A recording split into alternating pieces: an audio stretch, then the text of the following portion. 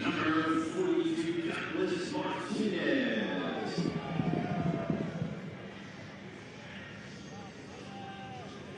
And wearing the captain's garment this evening, number 6, Cam Lindley. The head coach for Indy 11, Sean McCauley. The Indy 11 assistant coaches are Phil Preston, James Simone. The goalkeeper coach is Eddie Swift. The head athletic trainer for the 11 is Josh Franco. And the team doctor, Dr. Ashley Warren.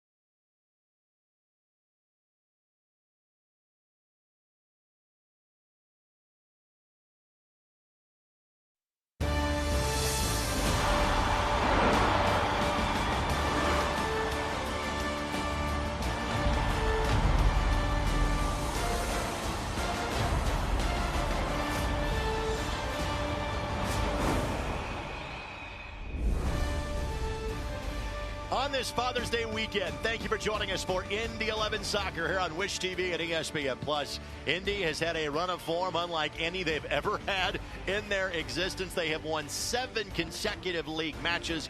Looking to make it 8 tonight against an always quality San Antonio FC. Alongside Brad Hodder, my name is Greg Rakestraw. Thank you so much for joining us. Last 2 victories, 1-goal wins on the road for Sean McCauley's team. Let's go back 6 days ago to Birmingham. 1-0 the victory against the Legion. Brad, how did the Indy 11 get it done? Well, you take a look, too. You know you've got something special when maybe you don't have your best performance, but you still grind out wins, and you do it against Pittsburgh and Birmingham. Quality wins. Only goal in the game was because of a handball. Jack Blake converted from the spot. He's now got 8 goals, 5 for 5 on penalty kicks so far this season. Jack Blake may be having his best season in his 9th year playing professionally in this country. Yeah, everything has been such clean touches. He's playing the ball into the right space with the right weight, striking balls one time in the box. Everything is clicking for Jack Blake right now. Here is the hit list in league play, plus a couple of matches in Open Cup play as well. And again, you see San Antonio. These 2 teams met back on May 8th. Indy scored 2 goals early. And of course, they have now cruised onto the quarterfinals of Open Cup action, where they will face Atlanta United on July 9th. Playmakers, kind of a necessity in this sport.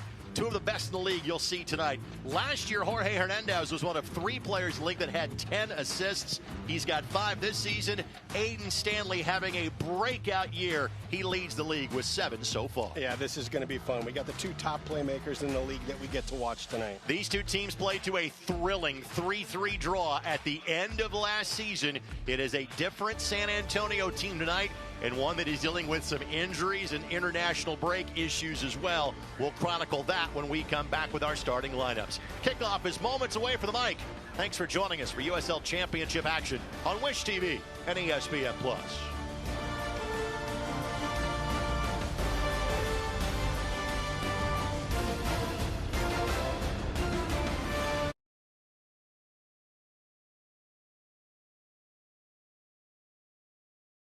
How are our lives? Our energy efficiency programs help you save energy and money. From rebates on lighting and smart thermostats to appliance pickup and recycling, you can take advantage of cleaner, more cost-effective energy solutions right here, right now. IPL is now AES Indiana. We are accelerating the future of energy together. At Indiana Members Credit Union, we're invested in more than just your finances. We're invested in your future, the future of your family, the well-being of the community you live in, and in those who dream big. Until those dreams become a reality, any bank can give you a loan or open an account. At IMCU, we care about more than just dollars and cents. We care about doing things that make sense. And investing in you makes good sense to us.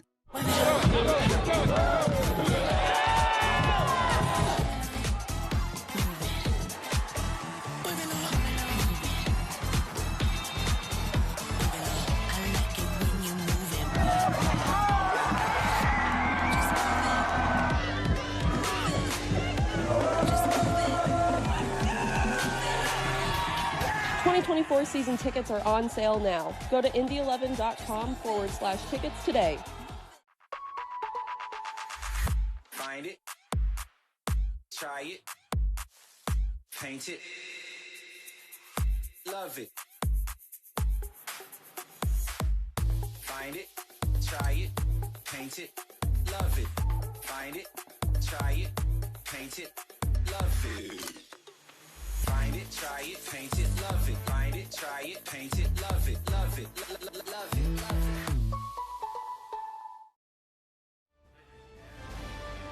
Tonight's match is presented by Community Health Sports Medicine. Exceptional care simply delivered. And by your Central Indiana Ford dealers. Your Central Indiana Ford dealers are a proud sponsor of Indy 11 Soccer. Visit your local Ford dealer today for great deals on your favorite Ford vehicle. And let's get right to our starting lineups. They are presented by your Central Indiana Ford dealers, a proud sponsor of the Indy 11. Only been a change for the Indy 11. Adrian Deespay had to leave the match last week due to injury. He's not in the 18 tonight. Callum Chapman-Page moves over to the center back spot. Josh O'Brien, who is fantastic in Callum's absence, moves back into the starting 11. Yeah, and you look at this, and you've got still that core that's been a part of this long unbeaten streak together. On the flip side for San Antonio, their starting 11 is pretty close to what they would normally have. The absence of Juan Agudelo is noticeable. Jake LaCava was acquired last week. He's been a very good scorer in this league for a long time. The issue tends to be when you get to the bench. 13 senior players dressed tonight, all pros in the starting 11, but just 2 coming off the bench for Alan Marcina. They've got 8 players that were listed as questionable in the injury report, and not one of them are playing in tonight's contest. Yeah, I'll tell you, you talked about LaCava coming to San Antonio. I think that's just a brilliant move by San Antonio, and I think it's great for Jake LaCava as well. Adam Kilpatrick is our referee. Nick Balser, Rhett Hamill, our assistant referees, and Salvador Flores is our 4th official for this evening's contest. 3rd year in a row that these two teams square off. Indy beat San Antonio on their way to a championship 2 years ago. Last year, as mentioned earlier, these teams played a thriller on the final night of the season.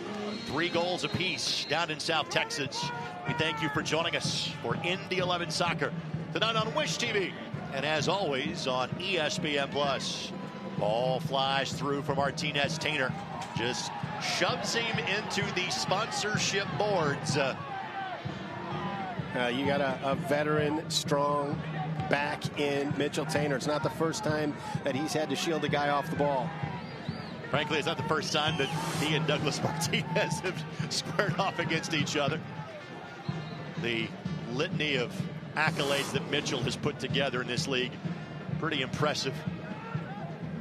He is 11th in league history in terms of minutes played. And again, it's a San Antonio team that had a good amount of turnover from last year to this. And they have been so beset by injuries. And then, as a lot of teams do in early June, have to deal with international breaks and call-ups and things of that nature. It's a team that really hasn't found their footing just yet. And Indy kind of swarmed them in the Open Cup match. The two teams played back in early May. And you just kind of tell from kind of the way Indy's attacking this one so far, they're trying to do the exact same thing here. Right, but you take a look at a little bit of the challenges that they've had to deal with, and Alan Marcin has won a championship in this league. He's been through it all. It's just weathering the storm. He's got the experience and the buy-in from the guys. And we'll talk more about kind of what maybe the future looks like for San Antonio in a matter of moments. Foul going to be called against Ben Ofemu for high contact. See if a card is going to be shown as well. I think the answer is yes. So Ofemu gets a yellow less than 2 minutes into the match. Hawkinson, the player that took said knee, and draws the card on Ofemu.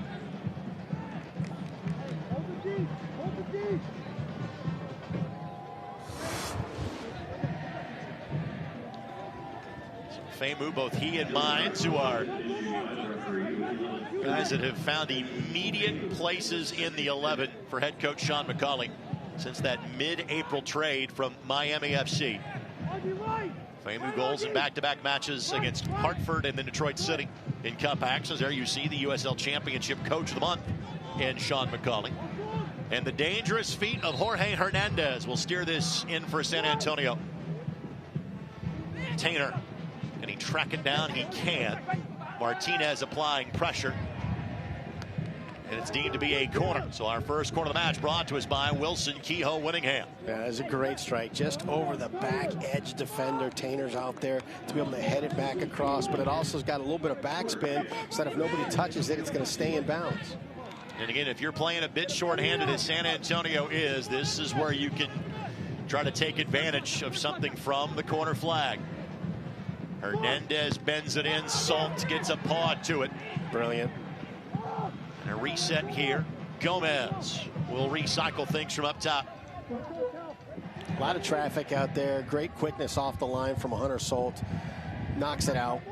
Lets the defense reorganize. The throw-in coming here for San Antonio. You referenced the longevity and success that Alan Marcin has had in San Antonio.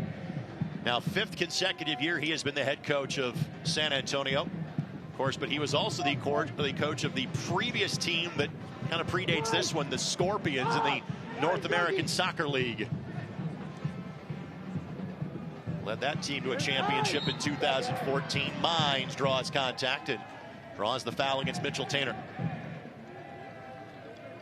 Now a chance to get to our injury report brought to us by Community Health Sports Medicine, official sports medicine provider of the Indy 11. Here is the group that is out for Indy. Again, Deespay, the recent addition. Macca King and Aiden Quinn have both been longer-term injuries. I'm not sure we have enough room on the screen to show you all of the injuries for San Antonio. We didn't add first names, just last. These are guys that are all listed as questionable, and none of them made the 18 tonight. Ofemu hustling back, gets in the way, and draws contact and a foul. Yeah, easy call. He came in. You could just see that whistle goes to the center's mouth as soon as that approach came because there was foul written all over it. And it's Chol that commits the foul for San Antonio.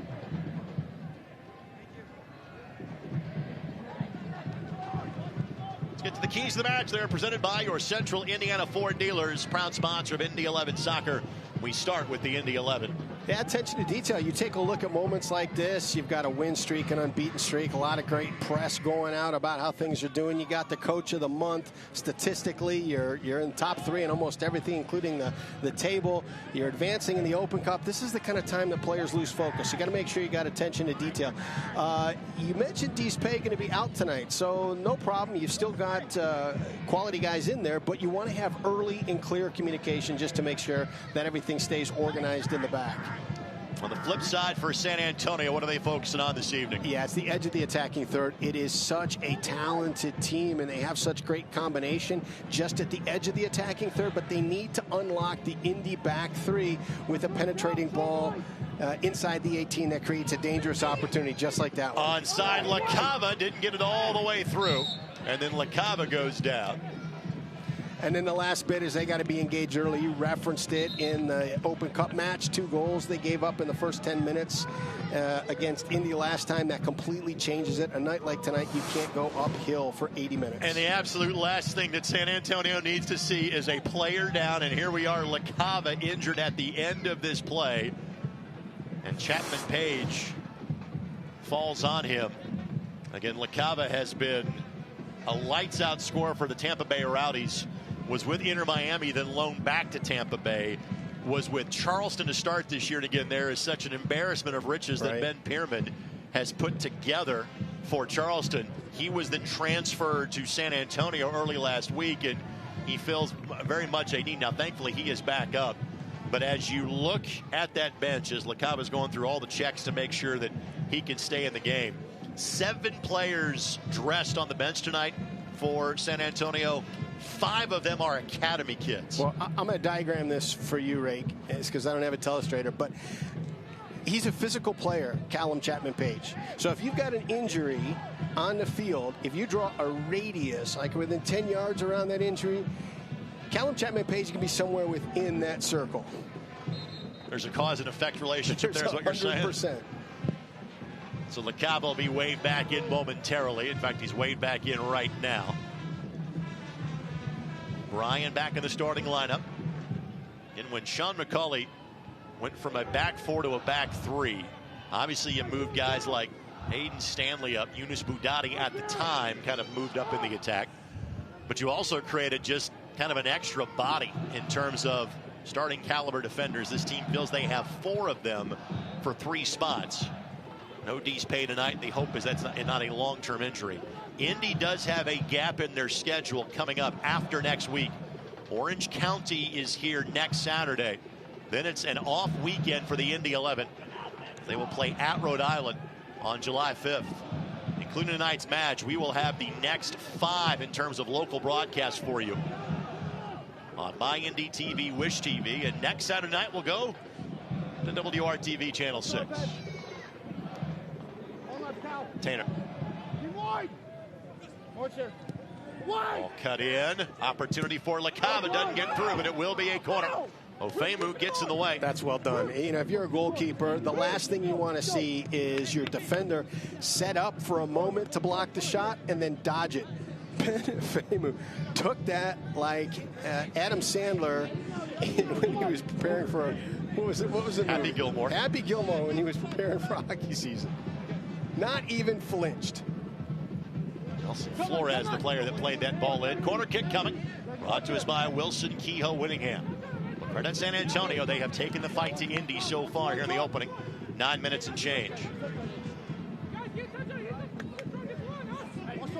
Good run by Blanco.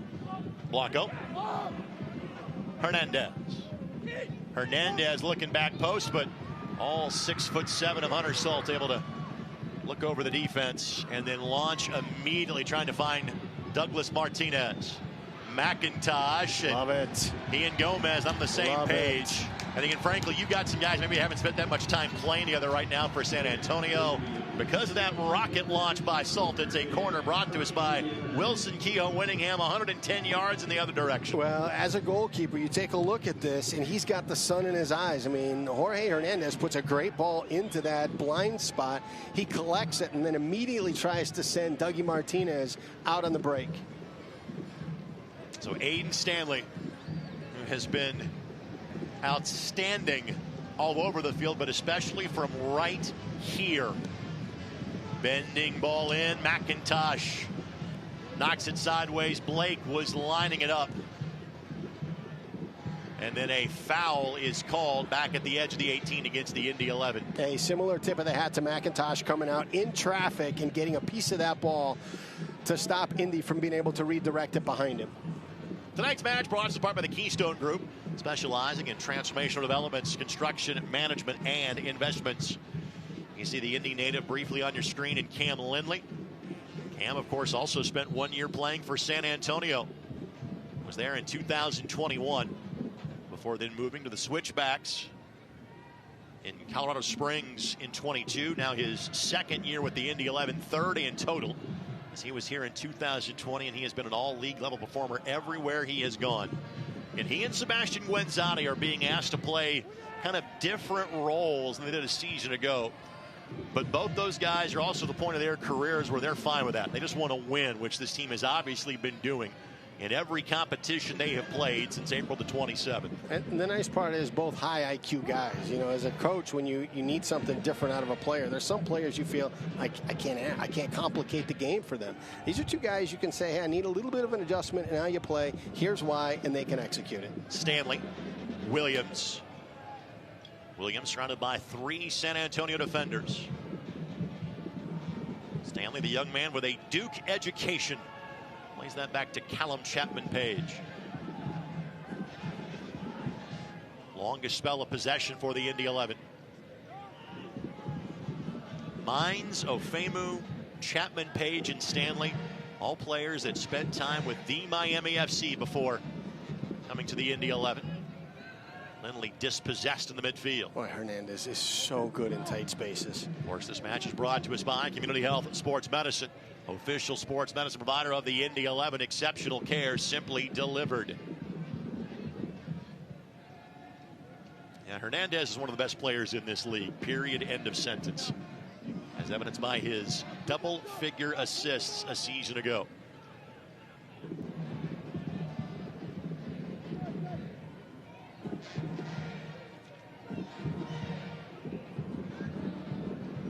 Tend to hang back in terms of their pressure currently. This is Burks. Of course, this match brought to us by Sports Tech HQ. Indiana, winning is in our DNA. For more information, visit forthebold.com. And now you can hear Sean McCauley imploring his players, go get it, go attack. When you get those first couple guys that are committing to it, you got to get that next wave in behind them so that the press is not easy to break. There's Hawkinson. All forward here for Blanco. Blanco's got a couple of options, finds LaCava, however. Blanco was in an offside position. Flag goes up. Boy, great ball, and he's pointing. He wants that run to come in behind Ben Mines. Blanco sees it. He plays the ball in. Great run in there, a little bit early, but you can see how often they're getting the ball to LaCava right inside the 18. LaCava won a series of moves across the league that has gotten some attention the last couple of weeks. Christian Portillo now back to the Sacramento Republic as they have gone through an injury spell as well. Of course, they have Open Cup competition to think about also, but he's cup tied and can't play for Sacramento in the quarterfinals. And the same can be said for the Indy 11 and the addition of Romario Williams. That move was announced yesterday, coming in from Hartford. It does mean that Yunus Boudadi is going back to Hartford after being there in both 2021 and 2022. We'll see Romario make his Indy 11 debut next week. Indy asking for a high mood against San Antonio since one was called and carded against Ofemu earlier in the match. Chol slides it through Hernandez, and it's going to be a penalty. Yep. Callum Chapman-Page, an extended arm. Indy got the benefit of this call last week, but the extended arm inside of the 18 at a point to the spot. Opportunity for San Antonio to take an early 1-goal lead 15 minutes in. And you can see the memory of players. They're talking about the high boot to Ben Mines and saying, hey, it should have never gotten into our 18. Again, no doubt that's a penalty. Absolutely. But Chapman-Page's point is well made, saying, hey, there should have been a whistle back in the other direction. That's what one of the things you love about competitive athletes, they keep score on everything. So Tainer now going to distribute this one back to Hernandez. Hernandez does have a goal this season. It was not from the spot. We'll actually show you exactly where it was from during our halftime show. Goodness. A wickedly bending ball against Tulsa. Yeah, but when you look at a 6'7" goalkeeper, those windows are a little bit tighter.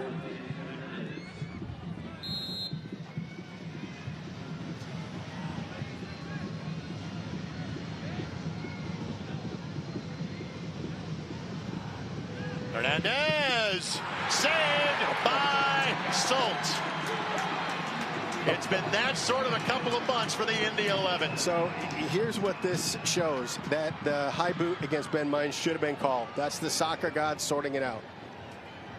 I believe that's called ball does not lie, I think is the philosophy that you're referring to. Hunter Sult has been tremendous. On loan from Portland Timbers, native of Alaska. And he was inserted in the lineup against the Switchbacks on April 20th. Gave up a goal early in that match. 4 or 5 minutes in. We'll finish that thought in a moment. Martinez plays it across, looking for Williams, just couldn't get to it. Great ball. But played to the side, and a throw-in coming for the Indy 11. But again, Brad, we talked about this winning streak, and it's easy to focus on the matches with 3 goals and 4 goals. On the flip side, Indy has not given up more than a goal in a match since giving up 4 and 5 respectively to Charleston and Lou City in early April. Yeah, it's been an incredible run that they're on defensively, considering how it started. And again, the last 2, it's been more about the defense than, say, the offense. In terms of winning 2-1 at Pittsburgh and then 1-0 last week at Birmingham. You go back to May 4th, Monterey Bay is right now in a playoff position. Indy won that one 1-0. With Elliot Collier smash and grab in the late stages of that one. And that'll be a foul against Finn Bickler. A restart the other end gives us time to showcase the handiwork of Hunter Sult. You mentioned it, at 6'7", you cover more ground. I think that's one Hernandez would probably like to have back. Yeah, considering what he put away from 25 yards last match. Well, I tell you, San Antonio makes it difficult in the 18. That ball comes in there, and they just send bodies and compress the space.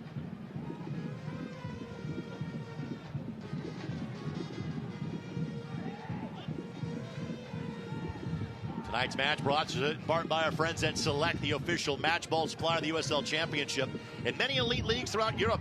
Visit us.select-sport.com for the latest Select product specials and more. Select, the player's choice. Outstanding crowd on hand tonight. It is Dino Night in the park. I think I heard the Jurassic Park theme about 5 times in the hour leading up to the contest. Gorgeous night here in central Indiana. And a very busy sports night. The Indiana High School Athletic Association baseball state finals are taking place at Victory Field. The U.S. Olympic swimming trials are taking place at Lucas Oil Stadium. So our friends watching us in San Antonio, imagine they turn the Alamo Dome into a pool. That's what they have done basically in Indianapolis for the next week, and they're expecting thousands upon thousands to watch the team qualify their way to Paris a little more than 6 weeks from now. Blanco. Indy giving him plenty of space here. LaCava, Ofemu in the way. Chance to catch up with Ben Ofemu for Soccer Saturday this morning on 93.5 and 107.5. The Fan enjoyed the conversation. On the cutback, Guenzati steps in front of Hawkinson. Hawkinson, who spent time in Major League Soccer before making his way to San Antonio. Bending ball by Mitchell Tainer. Hernandez able to keep it in play. Incredible. See that Soccer Saturday plug. Also joining us this week, Natalie Mitchell. The 11 women's squad, Sean McCauley, and frankly, we heard Devin Kerr and Mike Watts' thoughts on what Indy has done over the last 6 weeks. Their weekly show that you hear on Sirius XM. You can go back and listen anytime at 1075thefan.com to Soccer Saturday as Ofemu works this one free.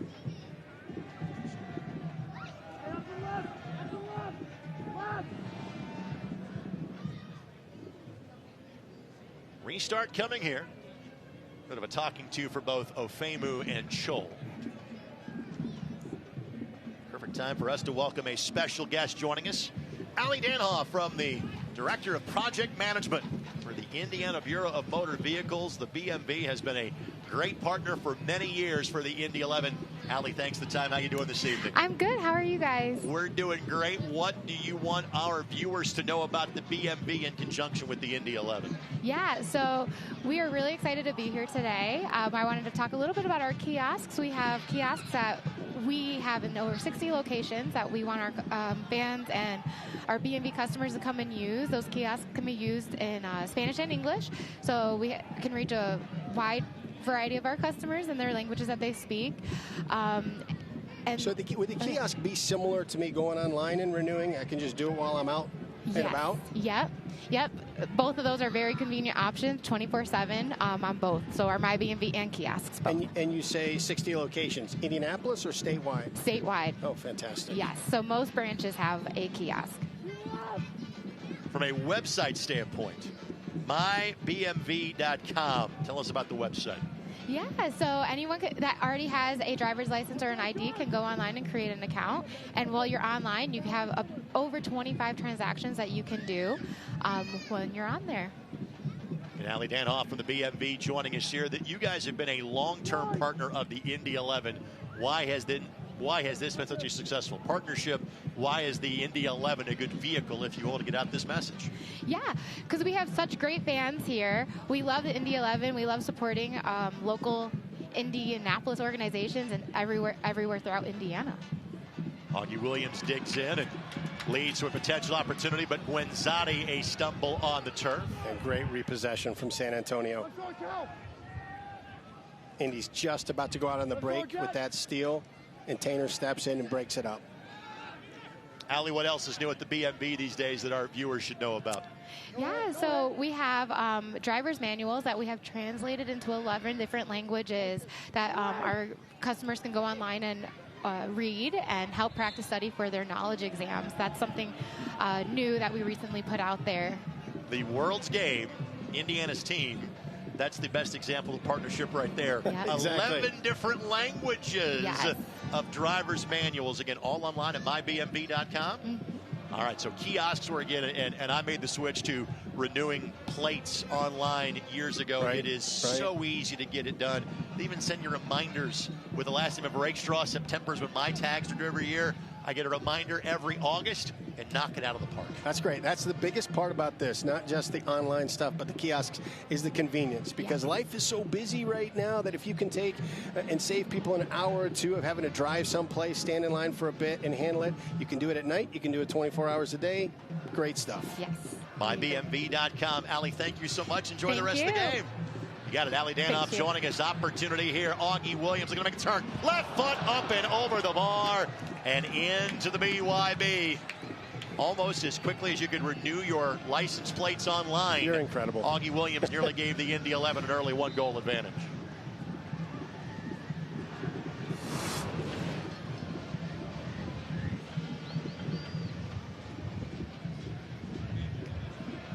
Augie just missed his 6th goal of the season.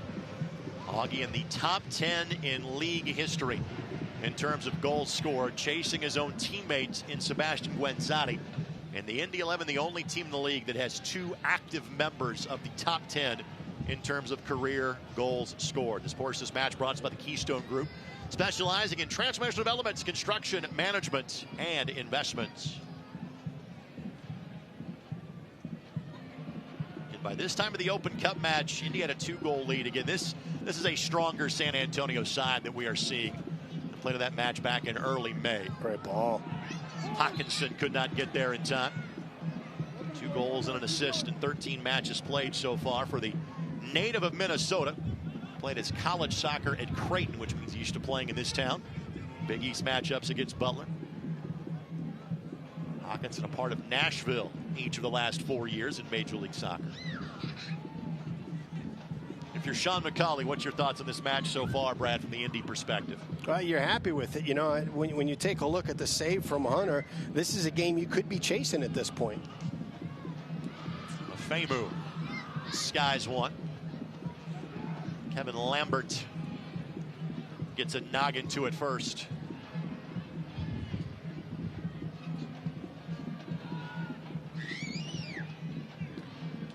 Opportunity here for San Antonio. Joel to the right of LaCava. That's where the ball goes.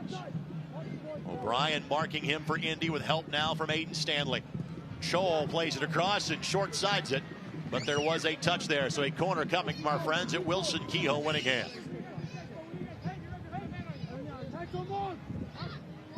You know, as you're building up to this match and it's a 90-degree day, you don't anticipate it being a back and forth transitional game. You kind of felt this whole day, I'm thinking, okay, this is going to be one that everybody's going to just try and hold possession, make the other team chase, but it's been back and forth. Remember, this is like a March day for San Antonio. This is nothing. Correct. And it's going to, frankly, get much warmer here tomorrow. We caught a break from the weather standpoint.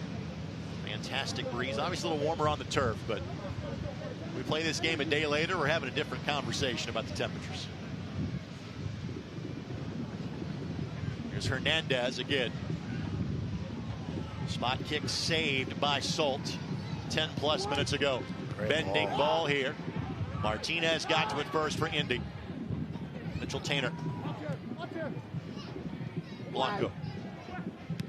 Stanley. And Indy has been not shy about playing the big ball so far. They have played long and hope to chase it down. Here's Gomez. You know, possession's great, but so is field position. And, you know, rarely do you give up a goal when you're in your attacking third. So, you know, the more you can play that game up in the front half of the field, the less dangerous those turnovers are. Just remind your fans you can show your Indy 11 pride. Get your exclusive IMCU Indy 11 debit card at any IMCU branch or online at imcu.com today. Blake. Stanley. Stanley had just turned the Jets on to go forward, and Blake played it behind him. A rare miscommunication between those two because they have been firing on all cylinders since really the first match of the season. You could see the look in Blake. As soon as that ball came to him, he first looked forward to see what kind of options he had going right at it. Then his next look was, all right, where's Aiden Stanley? Early in the season, it was pretty much when in doubt, find Stanley. That has cooled to some degree because, frankly, teams have tried to take that away from the Indy 11. Mines and Guenzotti work together. Mines, Martinez, Williams. Oh, my goodness. Save by McIntosh. Oh, my goodness. Kendall McIntosh has been getting it done in this league for a long time. We last saw him play in his Sporting Kansas City 2 days. He is one save closer to 300 in his USL Championship career. He entered the match with 294. Add another. It will be a corner for the Indy 11, brought to us by Wilson Kehoe Winningham. Let's not lose sight of the brilliance of Augie Williams on that. He recognizes that that's going to be just out of range of the defender if he wrong foots him, and he does. He waits and hits a great ball. Stanley bending ball in, knocked in. Indy's got another goal, and Aiden Stanley has a team record-setting 10th assist of the season. It is time to cue the smoke in minute 29 in Indianapolis. For Stanley, it is his 8th assist of USL Championship play. That leads the league. He has 2 assists in Open Cup play as well. No Indy 11 player has ever had double-digit assists in a season. Brad, there is still more than half of a season left to go. He's going to rewrite the record books here in Indy. And, you know, love the goal, but the thing that you have to do, your heart goes out to McIntosh right now. He makes an absolutely incredible save. He's jacked up, and then it's a great serve and a touch pass. Now I have to ask you a Robert's rules of order question because it's an own goal. You can't get an assist on an own goal. Yep, absolutely. So all that stuff I said, save it for the next Indy 11 goal. Well, we've got it on tape right now, right? So we just replay it. Myself and our great producer Adam Smith had that realization at the same moment. Wait a minute. I don't think that's an assist because it was off the head of a San Antonio player. Well, the individual accolades for Stanley goes away. The score does not. An OG for the Indy 11. And Indy has a 1-goal advantage. And that's something that there should be some kind of a statistical something on this, because you don't get the assist, but you put it in a dangerous spot. And in situations like that, the only thing sometimes a player can do is nick it, and unfortunately, sometimes it goes behind your keeper. How about half an assist? What do you think? I will lobby for that as a new statistic. So he's still at 9, still leads the league in assists at 7. But as has been the case ever since he set foot in Indianapolis, Stanley has been the instigator of offense for Indy, even when it comes off the head of the other team.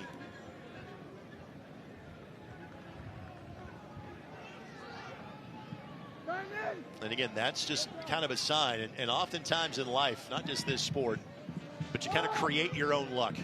Well, Indy has been playing so well. That's a handball on Tainer and whistled as such.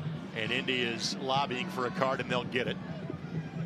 So Tainer will be shown the card. And again, not because of the infraction, but because of the opportunity it prevented. Hence, the yellow is shown. I think that also dates back to the high boot that wasn't called earlier in the match, that Indy was lobbying for that. And the push of Dougie into the, I mean, there's an accumulation effect on some calls.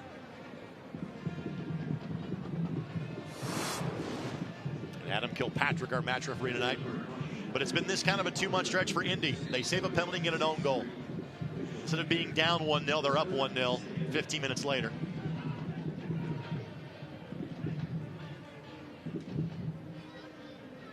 Williams gives chase. Tainter will do just enough to get in the way. And Tainter doing some yapping with Augie Williams. Again, those guys have been there and done that. There have been a lot of battles over the years between those two players. They have both been around to multiple teams in the league. Augie, of course, most known for LA Galaxy 2 and last 2 seasons with the Charleston Battery. I think the center just reminded Mitchell, hey, remember about 30-some minutes ago? Tainer, Sacramento, and Toronto FC 2. He'll turn 30 in September. Again, he is approaching top 10 in league history in terms of minutes played.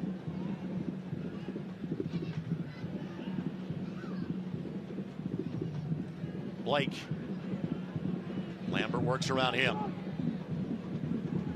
Ball intended for Hawkinson. Uncharacteristic touch. Yeah, good job by Guenzada to get in the way. How about that touch from Williams to spring the attack? Stanley flying down the flank. Blake finds Stanley. Stanley, well blocked by San Antonio. Vin Bickler, and then a foul against Indy. That's well done in recovery by San Antonio. Yeah, I will talk about this transitional moment, and you look at the way that Augie Williams started it, and it's the same thing on the shot with McIntosh. He does so much misdirection with his body before the ball gets to him that he gets the defender unbalanced at that moment. It's amazing. The Sports This Match brought to us by Community Health Network. Exceptional care simply delivered. Well, Augie Williams has yet to find the back of the net tonight, but he is most certainly leaving his imprint on this game. Displaying everything in the toolbox right now is Augie. He's had double-digit goals each of the last 2 seasons with the Battery.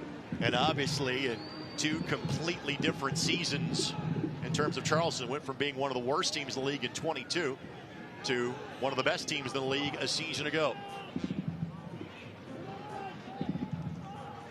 Second player from Sierra Leone to ever play for the Indy 11.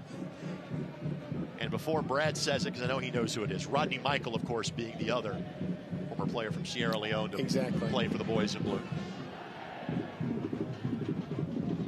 This is something that's impressive about him. He plays, Augie Williams plays so much bigger than his frame. Whistle called against Tainer. And again, Mitchell only knows one way to play. But you also have to consider, again, just how sparse the bench is tonight for San Antonio. I'm not sure he can hold back at all. It's how he's wired, but he's already sitting on a yellow 30-some minutes in.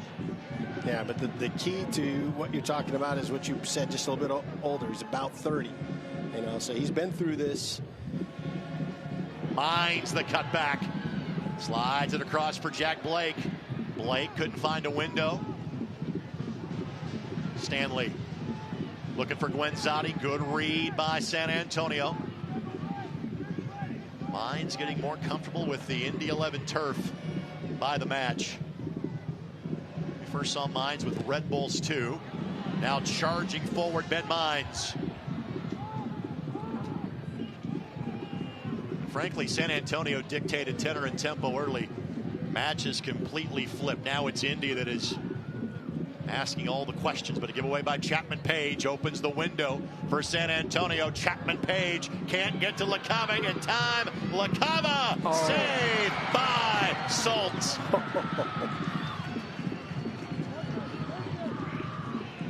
Brilliant ball into space just to let LaCava use his pace. And the kid is a finisher, too.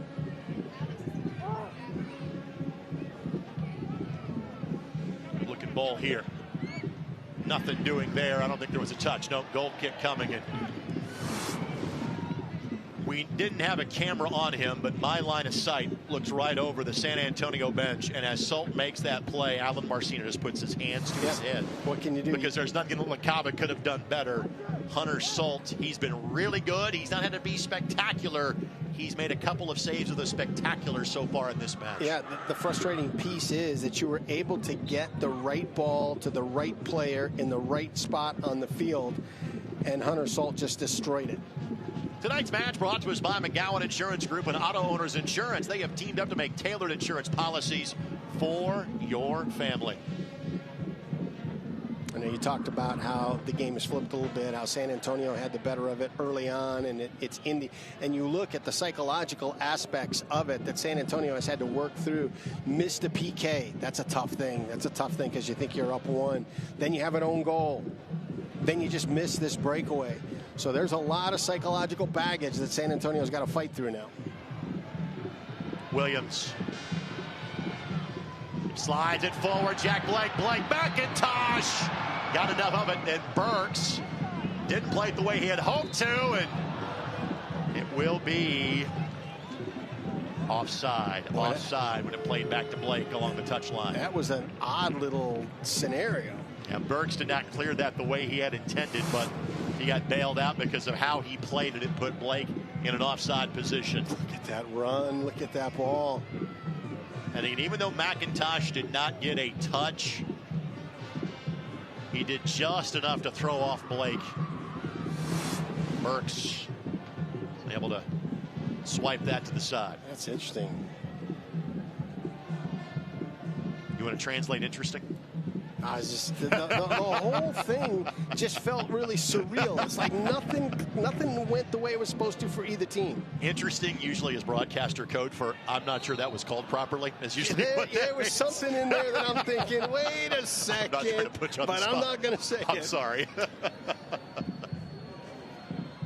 You get to look behind the curtain in the broadcast sometimes, folks. Player down for San Antonio, hence the whistle. Lambert, one of 2 players down. Van Bickler appears to be the other. And again, the 2 senior players that are available for selection off the bench. Cameron Lacey, Jose Mulatto. Everything else, young men that are academy players. They started a young man that's 15 years old in their last match. Well, you look, the way it's cooled down out here today, and the fact that, it's not... You've got your senior players. They're from San Antonio. It's a little bit cooler right now, and it probably would be down south right now. So as long as they can manage this game, they might not need to dip into that bench. The thing that they have to worry about now is an injury or a card situation where you have to be a little bit cautious with minutes. Can't watch the match? Turn on Sirius XM FC 157, North America's only 24/7 source for engaging soccer talk, including USL All Access Tuesdays at 7 o'clock Eastern Time, plus your live matches from the USL, MLS, Premier League, more, all on Sirius XM FC 157 and the new Sirius XM app. And again, player down, and this was, if it's Lambert, this is a player that just got back from international duty with Jamaica. And he is another solid, long-time contributor in this league. He is the all-time leader in matches played for Phoenix. Actually made a handful of appearances for Real Salt Lake in Major League Soccer last year. This is a league where guys move from team to team. Lambert spent the last 7 years with Phoenix Rising.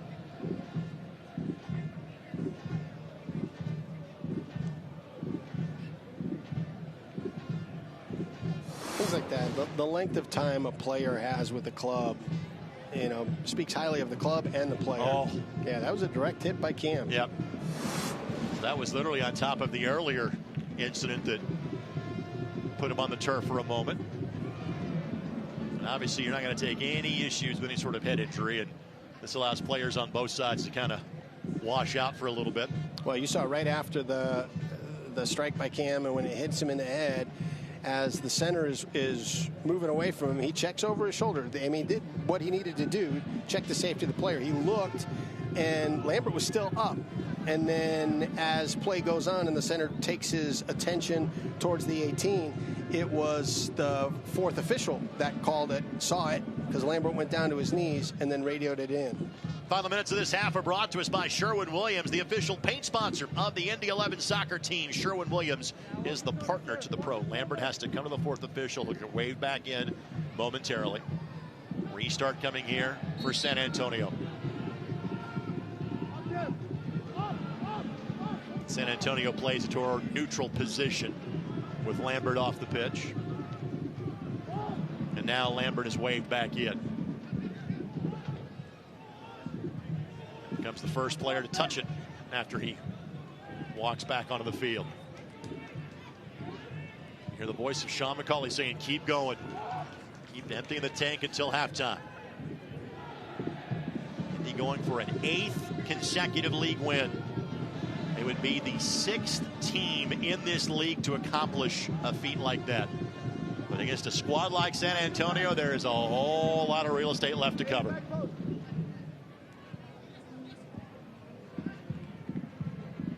By the way, if you're wondering, what's the league record for most consecutive wins? We actually mentioned this because this team was here, giveaway by San Antonio. What Phoenix did in 2019 is otherworldly. They won 20 consecutive league matches in 2019. I cannot see that ever being surpassed. No. Well, I can't even believe that happened. To your point, in the Indy 11's first year in the championship, remember how good FC Cincinnati was? FC Cincinnati won 10 matches in a row that year, and that's the second best mark in the history of the league. And that team was out of sight. Right. Gibson was on that team, wasn't he? Correct. Corbin Bone, Kenny Walker, you name it. Evan Newton. I did not think we would get into the name random FC Cincinnati players. Forrest Lasso was on that team. And he spent some time with us last year. Was on that team. Great striker. Ledesma. Yes, Emmanuel Ledesma. Yes. Wasn't last year, but they were loaded. Close enough. Yes, they were. It was Indy's first home match in the USL Championship, played in front of nearly 20,000 fans at Lucas Oil Stadium back on March 31st of 2018. Burks. Again, because of the goal, because of the injuries, I would imagine there's still some real estate left to occupy here before we get to the halftime break. Hawkinson, again, like I said, this is kind of a hodgepodge group right now for San Antonio. You're going to see just some mistakes because of guys maybe not having that much time to train, frankly, with each other because of all the injuries they've dealt with. Yeah, and that's where you got to try and find some of the staples. You got to get Hernandez more touches. And even though LaCava's new, quality player, he's already shown himself to create some great runs and opportunities in the box. Got to get those guys more touches. McIntosh under pressure from Martinez. Pretty good distribution considering Martinez charging up the field. Chapman Page is fouled. Now these guys will be hydrating well at halftime. Brad, you know what we get to do during halftime? We get to enjoy a little mom water. Mom water is refreshing, fruit-infused vodka water with zero carbonation, zero sugar, zero carbs, only 90 calories. Mom water is the perfect game day drink. Founded in Indiana, now a proud sponsor of the Indy 11. Please drink and enjoy responsibly. Your drink has a name, Brad. What is it? Mine is Julie. It's passion fruit. What do you got? I get to have the Sandy, which is coconut and mango. Ooh. And in 3 minutes, we can enjoy said mom waters during our halftime show. We ask the players refrain until after the match. but you can enjoy at home if you're watching on Wish TV or ESPN+. Great stat by Ben Mines. Mines the touch, and then once the advantage stopped, we'll go back to the point of the foul. Mitchell Tainter continues to win friends on the Indy 11 roster. But look at that, that's how he's played forever, so you got to know that going in. I'm gonna take back what I said earlier. He may be 30, but he is walking a fine line to finish this match. Tonight's match brought to you by Dormicaba. Dormicaba for every place that matters. And talk about places that matter. Ben Mines, this little cut right in front of the defender to draw that, to get that touch on that ball and draw the foul. It's a very niche reference. Mitchell Tainter may be taking up a Billy Forbes level of spot in the minds of the BYB. That's an Indy San Antonio reference from 10 years ago, kids. Go look at it. Blake sends it in, did not hit that one the way he would have liked to. And Gomez hustling. Gomez couldn't keep it in play, but again, he at least allows his defense to reset. We're going to talk to Indy 11 head coach Sean McCauley coming up in a matter of moments.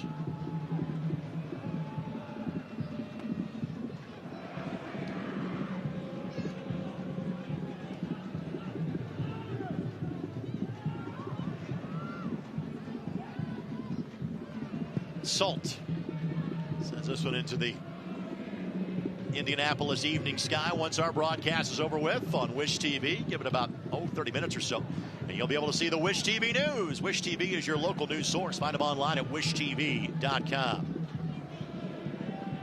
Mines called for the foul.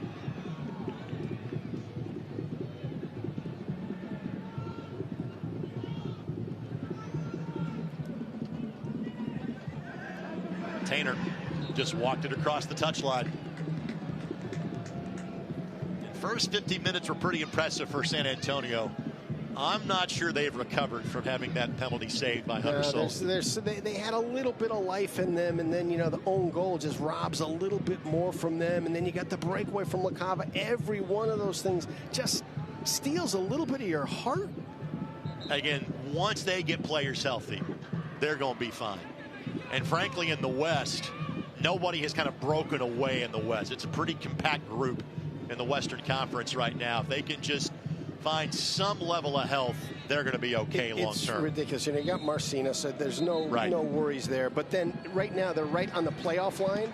But if they win tonight, they're in third place in the West. That's how tight it is. Well, we are at halftime, and Sean McCauley is quickly making his way over to chat with us. His team taking a 1-goal lead at the halftime break. Coach, your thoughts on where your team stands after 45 minutes? I mean, we've not been good enough in terms of our attacking play, and defensively we've been pretty soft. The front two are battling away, and they shouldn't be our best ball winners. We should have more in midfield. But you know what?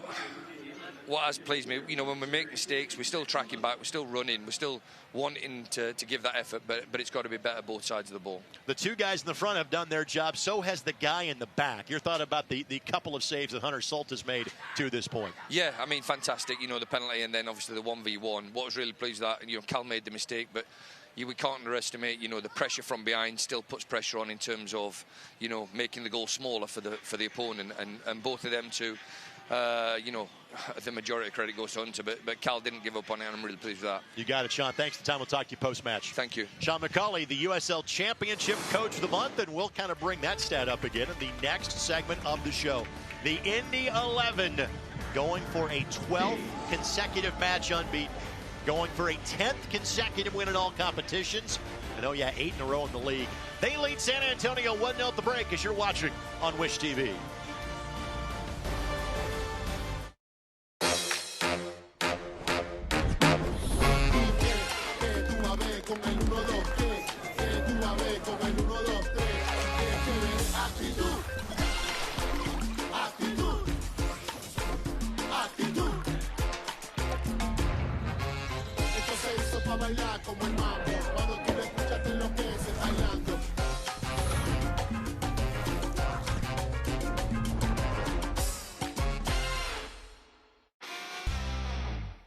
It's very true that it takes a village to raise a child. And when it comes to my healthcare village at Community Health Network, it's all nestled right in my phone. Accessing healthcare is the ability to be connected with your provider and ask a question when you need it. I feel like when I'm meeting with a community nurse practitioner or doctor, they're tuned in to what is going on with me and the way that they can serve me best. Stand by me. And the winner of the Indianapolis 500. Indiana, winning is in our DNA.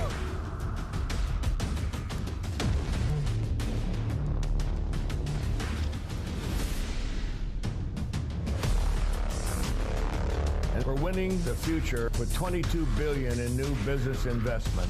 Building an for the Indy 11. Here's the match that started in terms of the wins in league play. April 27th against North Carolina.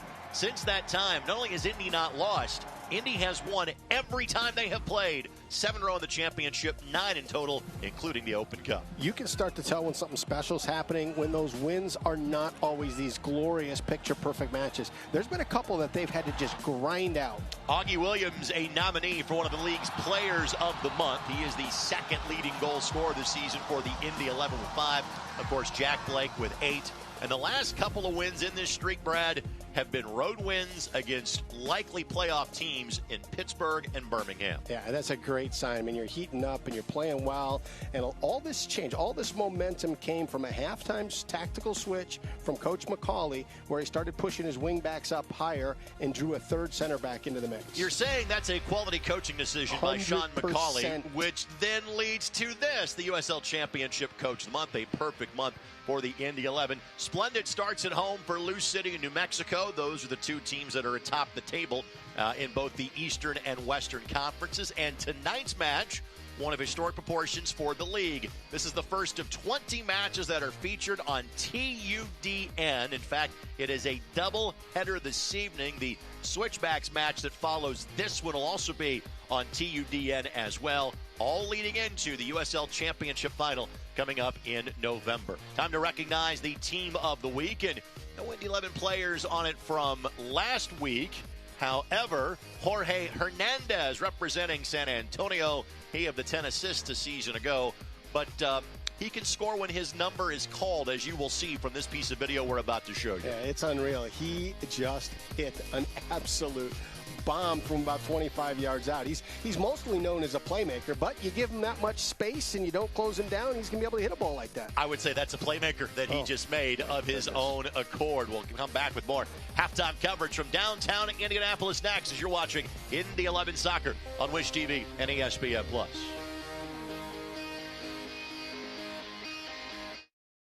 Is it somebody's birthday? Dad, come watch us hit this ugly piñata. Dad! When Hornets show up, so do we. Terminix it. They're hungry for the women's game. They want to see women's soccer. They want to play women's soccer, and that's what we're building at the USL. You can see it in my eyes when we walk past. Got me nothing like I'm for legs. Got me looking to the sky, got me feeling blessed. Got this fire burning up inside of my chest. Burning up inside of my chest. Got this fire burning up inside of my chest. Pain doesn't care who you are or why you hurt, but pain can be mastered if you know the way. Fight back with Tiger Balm's legendary herbal power. Trusted for over 100 years, our proven blend of camphor, menthol, and essential oils tames pain with the strength and speed of the tiger, so that you can rise above pain and get back to living. This is the way of the tiger.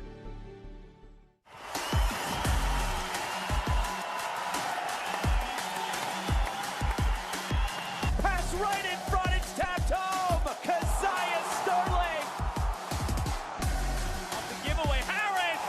And Lou City leads 3-1.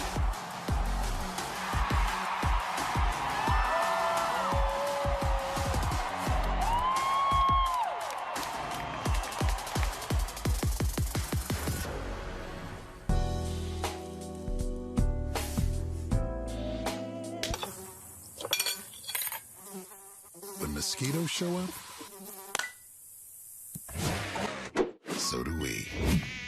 Terminix it. I'm a happy-go-lucky guy, but sometimes I get a little stressed because I'm not for sure what's going to happen down the road. I was at the cancer unit, and when I come out from seeing the doctor, I said something about needing some help with all the paperwork. They gave me a name and a phone number. Her name is Molly. She works over at Community. She tells me, stop worrying, let me take care of it. She is my angel. Stand by me. Along in downtown Indianapolis again. That's a pool you're seeing for the next 8 days at Lucas Oil Stadium. We do things big. That's not in Texas, but it's how we do sporting events here in Indiana. And great crowd on hand for the Indy 11 tonight as the home team hopes to see the Indy 11 pick up an 8th consecutive victory. Our look around the USL Championship continues. Here's the Eastern Conference standings. And Brad, let's point out, you see 26 next to Indy 11's name. After 6 matches this season, Brad, they had 4 points. And this is an absolutely incredible run. And you take a look at the Battery and the little bit of struggles that they've had recently, the amount of points that you've been able to move up, the fact that you could be tied with them. Well, let's talk about that right now, shall we? Because Charleston played this afternoon and Detroit Rock City beat them 2-0. Just the second loss of the season for the Charleston Battery. Earlier this week, the Memphis comeback was beyond dramatic against Rhode Island on Wednesday night. It was incredible. Go back to that Detroit. You know, I think there were Detroit had a hot start, ran into a little bit of a speed bump here over the last couple of weeks, and some people started writing them off. That is a good team. By the way, Hartford leading Pittsburgh 2-0. That gets your attention again. We want to wish the best of luck to Eunice Budati.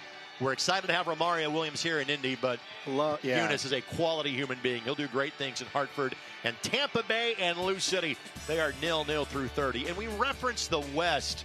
Again, there's not that big of a breakaway group yet. New Mexico and Sacramento Republic. We'll see New Mexico here on August the 11th. We've already seen Sacramento here back on March 23rd. Again, I think when fully healthy, Sacramento is the best team in the West. Right. I'm not sure they're going to be fully healthy the rest of the season. They've got some serious long-term injuries in Sacramento. Well, I think on paper and with experience, everybody's going to say Sacramento is the best. But New Mexico, there's an argument there, and that is a quality club, quality fan base. They support. I would not bet against them. And Indy is lucky they don't have to go to the lab this year. Right. New Mexico comes here. This reminder, Wednesday, June 19th, Eastern Conference leader Lou City visits the Pittsburgh Riverhounds, 7:30 on the CBS Sports Network. If you didn't believe me, here's what tells you it's going to be on the CBS Sports Network. And tonight's match is a reminder, that Switchbacks Orange County match, that is also on TUDN. This match in Indy and that match, the first 2 matches in this league's history on TUDN. Welcome to a wonderful new television partner of the league. We'll take this quick timeout. Second half action is not too far away. Indy, a goal to the good, as you're watching Indy 11 Soccer on Wish TV and ESPN+.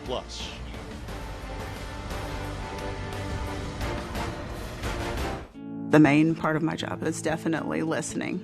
People deserve transparency. I don't want the financial part to be something that stops or hinders a patient from having the health care that they need.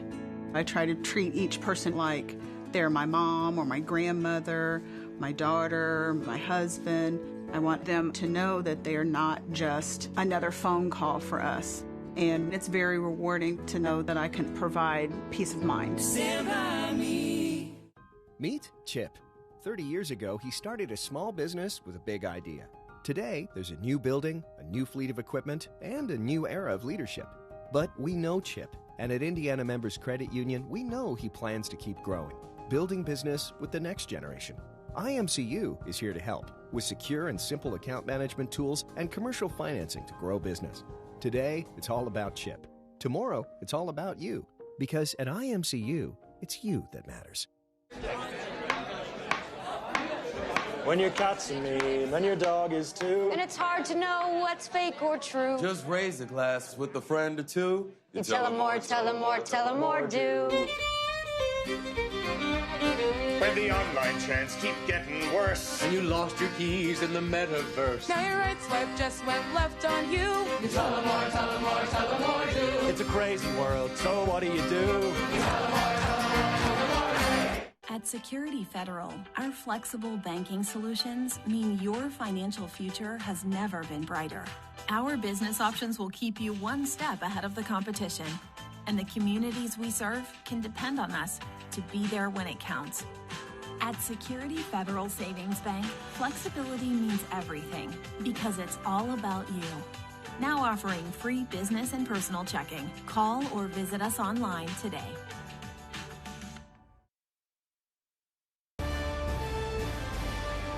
Tonight's match is presented by Community Health Sports Medicine. Exceptional care simply delivered. And by your Central Indiana Ford dealers. Your Central Indiana Ford dealers are a proud sponsor of Indy 11 Soccer. Visit your local Ford dealer today for great deals on your favorite Ford vehicle. Indy 11 a 1-goal lead on an own goal from San Antonio off of service from Aiden Stanley. A clear penalty on Callum Chapman-Page, an even better save by Hunter Salt. Alan Marcina made that reaction a couple of different times in half number one. Here is the goal for Indy, and again, great service. Josh O'Brien couldn't get to it because, unfortunately, Burks did first for San Antonio. Great finish. That's the lone tally of the match so far. Your thoughts on what Coach McCauley had to say, Brad, as we went to the halftime show? Well, I think he hit a couple different things. One is, we talked about in the keys to the game, attention to detail. So, he's not happy with the performance. You're up 1-0. You've saved a PK. You've saved a breakaway. You're going to go in there and you're going to let him know, hey, it's still not good enough. I think that is an excellent message to send to get everybody locked in mentally. Salt a clean sheet his last time out. He's had a few of them so far this season, especially in Open Cup play. Yannick Odell got the first match, which was a 1-0 win against Chicago Fire 2 in the Cup. Since that time, it's been Salt. This is the second time that Salt has seen San Antonio. He had a clean sheet back on May 8th, and for good measure had one against Detroit City on May 22nd as well. As good as San Antonio's been through the years, the thing that shocked me when I was going through the game notes is they've never beaten Indy. It's crazy. And again, there's a bit of an asterisk to it, in that these teams didn't see each other in USL play until 22. Again, because the Indy 11 franchise carried over from the NASL. We view those games when they played in 14 and 15 as this being the same two teams. They play at the same park, but technically that is a different franchise than this one. So you're putting an asterisk on my point. Okay, let me I very rarely make a good point. Let me give you the short answer. Or an accurate point. You just made a factual statement. You feel better about that? I do. I'm explaining why it feels like it may not be. I understand. But let's also talk about the shared bond that these two franchises have. And they were coached by our great friend, the late Tim Hankinson. And so any chance we have a chance to mention Hank on the broadcast of these two teams, the same thing with the Indy and the Charleston Battery, we want to make sure we take advantage of that moment. We miss you, Hank. And the cool thing was, too, afterwards he became a broadcaster. He was working in the booth for him. Absolutely.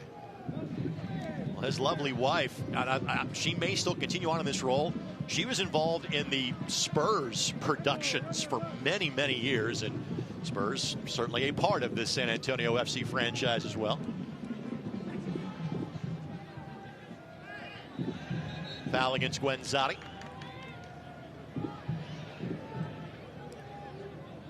Hawkinson a bit slow to get up off the turf. When Indy beat San Antonio 2 years ago, it was a Saturday night match, August 27th of 2022. Indy hadn't won in nearly 3 months. Indy that night a 1-0 win against Jordan Farr, who is also the connective tissue between these two franchises. Jordan now the starting netminder in Tampa Bay. We will see him. Flag goes up, by the way, against San Antonio. Now, if my memory serves me right, and my memory lets me down a lot, that was Robbie Dambrot beating Jordan Farr back post. Correct. All right, look at that. That was a 2022 season that wasn't a good one for the Indy 11.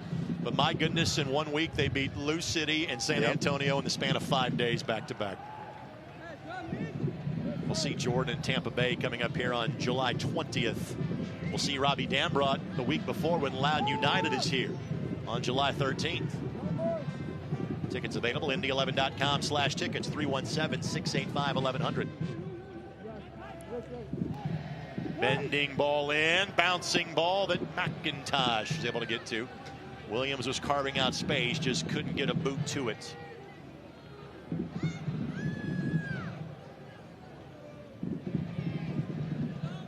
Fans, your Central Indiana Ford dealers are a proud sponsor of Indy 11 Soccer. Visit your local Ford dealer today for great deals on your favorite Ford vehicle. Salt off his line. Salt. Good read. Long distance ball. Williams can't play it. He knew he was in an offside position. Burks will track it down. He of the own goal.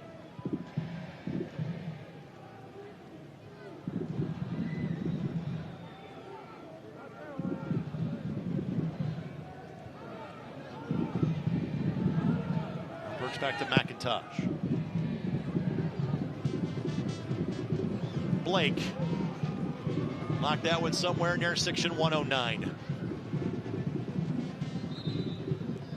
And this restart needs to be about 5 yards further back, on the opinion of Adam Kilpatrick. And if these two teams see each other again, that'd be a good thing for both. It means they're playing in the championship final at the end of November.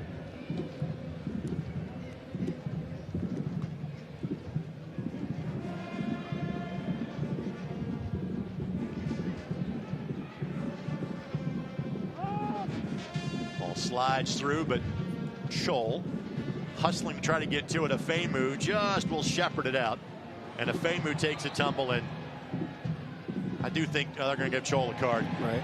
And that's what Afemu was asking for.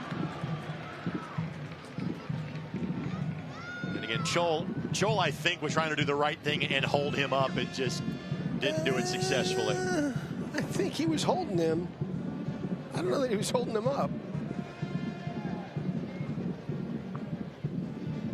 From Khartoum in South Sudan, but played his college soccer at Wake Forest, and we saw him with Atlanta United 2 in previous seasons. And for a second time in 5 minutes, which might be a new broadcast record, Brad, you're right. That might be the mom one talking, I'm not sure. Put an asterisk by that, Mr. Rakestraw.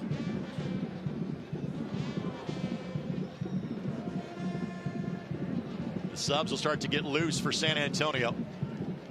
Williams, another splendid turn for Indy. It's incredible. Lambert knocked him off the ball. Deemed to be a legal challenge. We play on. That's the one thing about teams coached by Alan Marcina. You may get a couple touches in the attacking third, but you better get rid of that ball on the second or third touch because you're going to be swarmed. Alan Marcina not happy about the fistful of jersey that Mines had, and then a San Antonio player goes flying. Now Lambert going to start to get involved, and again, this is the second time these squads have faced each other in 5 weeks, but you would think this is the old NASL days when they would see each other 3 or 4 times in a year, and there's really not a lot of history between the two teams, but this is getting chippy quickly here in Indianapolis. Well, you look at San Antonio, they've had a bit of a struggle their last few matches in pulling points. However, a win tonight puts them from 8th to 3rd. It's so tight in the West that these points mean a great, great deal to San Antonio.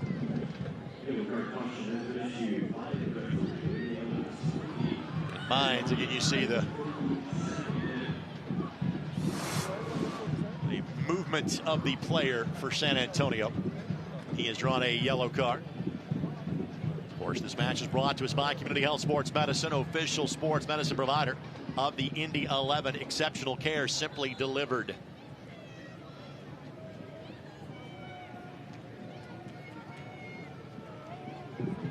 This is as feisty as we have seen Mines in action so far for Indy this season. It was acquired in mid-April along with Afemu, Hawkinson. Good switch. We'll find Vin Bickler.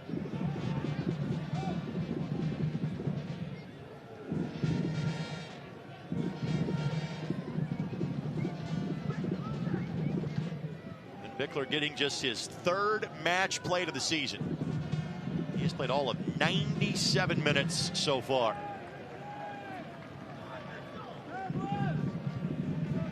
Just a reminder, fans, show your Indy 11 Pregame exclusive IMCU Indy 11 debit card at any IMCU branch or online today at imcu.com.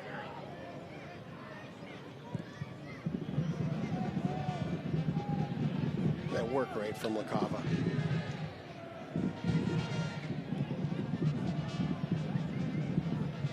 Good step by Guenzotti. But Lambert able to hold him off, and now sideline serves as an extra defender. O'Brien will simply play it sideways to give a little bit of a breather. And a foul against Indy as Chol goes to the turf. And Chapman, Page, and Gomez will need to be separated.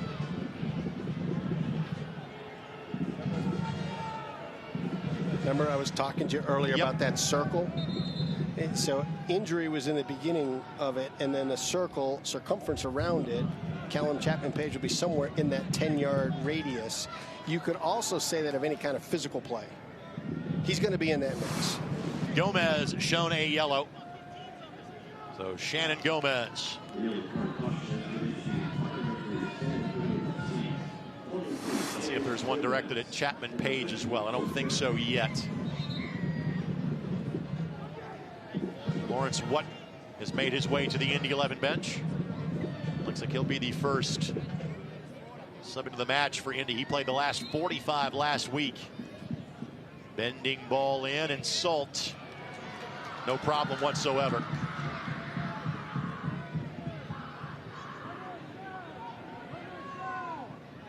Mines. A little too hot and heavy from Martinez on that ball.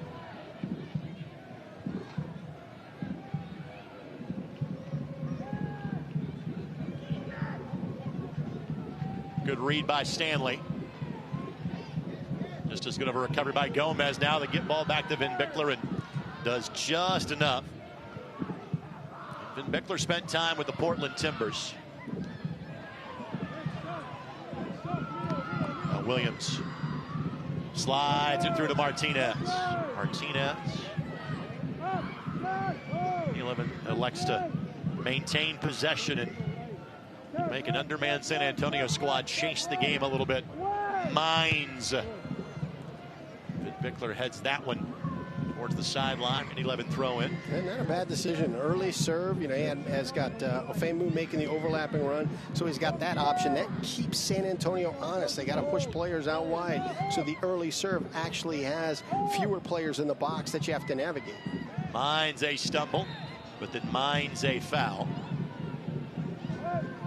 One still has yet to make his way to the fourth official, but he is simply awaiting final instructions from Sean McCauley before being the first entrant into this game off the bench for either side.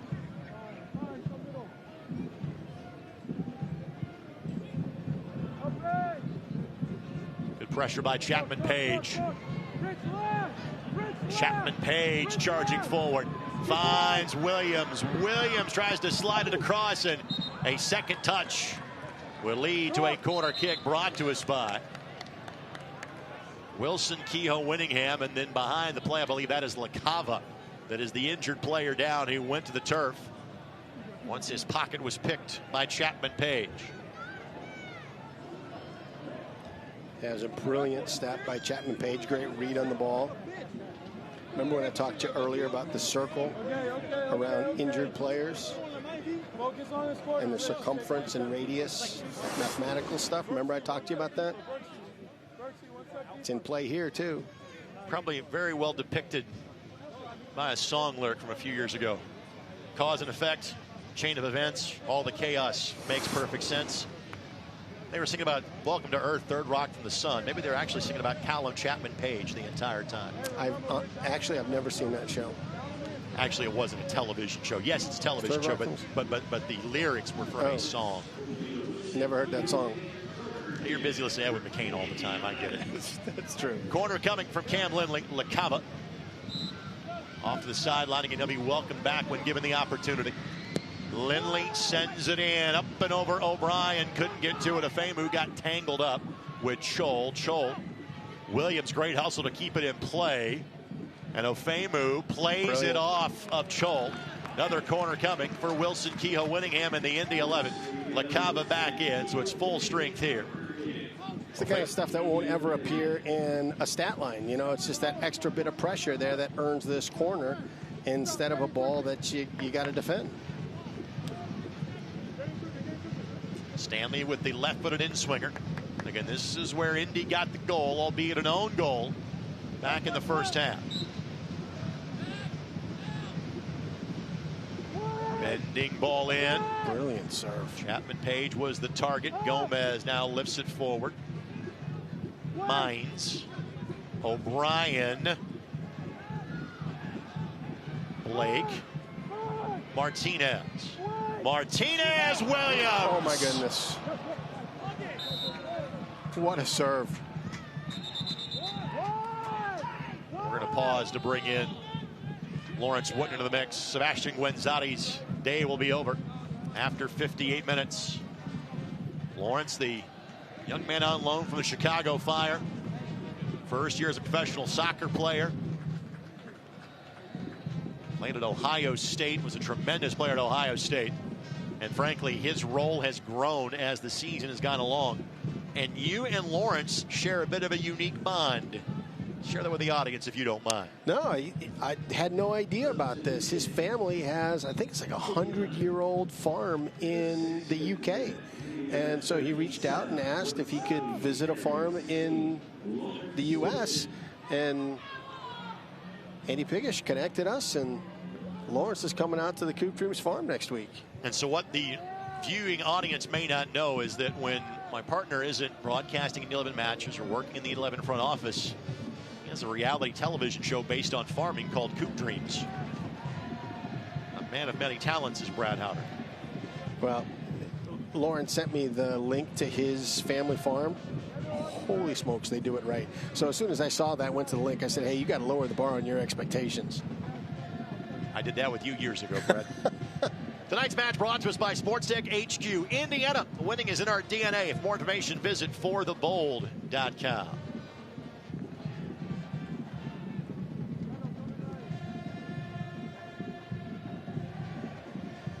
A chance for Williams, by far the best of the half so far for Indy. Indy has won a couple of grinders the last couple of weeks.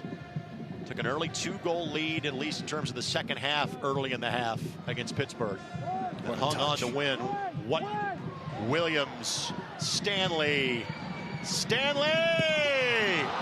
away. Cleared away at the back post. It got past McIntosh.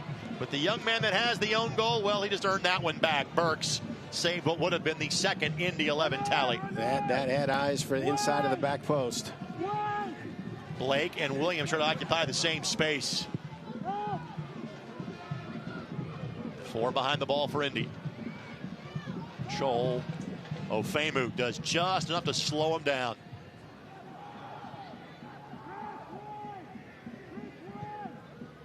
Martinez the target. Good read. Yep, well done.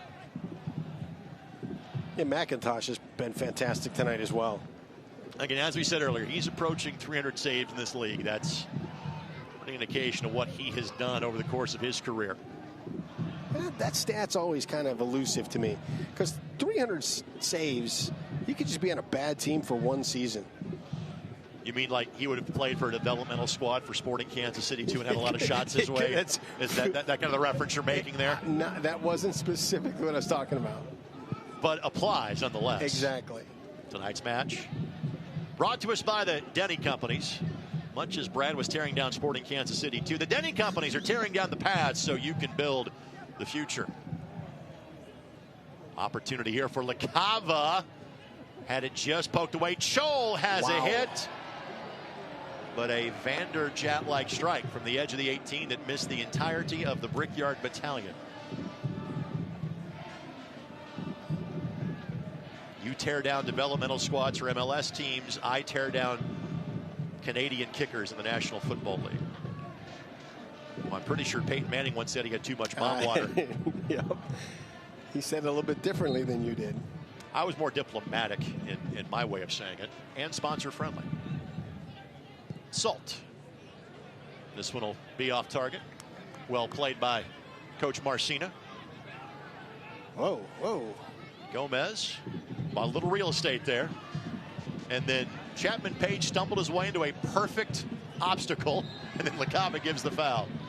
Again, sometimes things are simply going your way. It really is. I mean, you take a look at this, and You look at the save on the PK, you look at the save on the breakaway, you look at the own goal, you look at all the different things that kind of happen when you need them to happen. You're on a winning streak. The same thing happens when you're struggling. Nothing seems to go your way.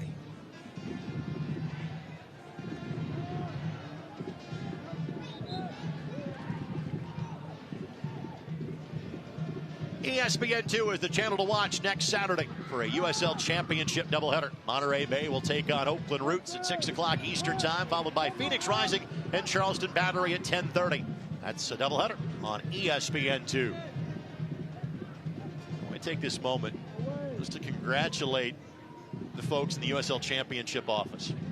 You can now see matches on ESPN+, CBS Sports Golazo, CBS, CBS Sports Network, ESPN2, and TUDN. Oh, and by the way, it was announced this week the Super League will have all their matches on Peacock. Unreal. Job well done. This league is exploding. Uh-oh.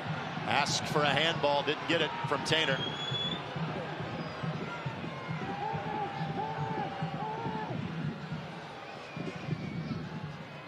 What? Stanley making the overlapping run. O'Brien doing the same. O'Brien, the 21-year-old. Back in the starting lineup with no Adrian Deespay available tonight. Blocked by Lambert. Throw in coming for the Indy 11.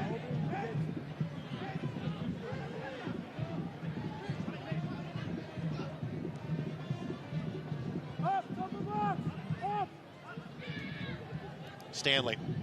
Last touch by Gomez.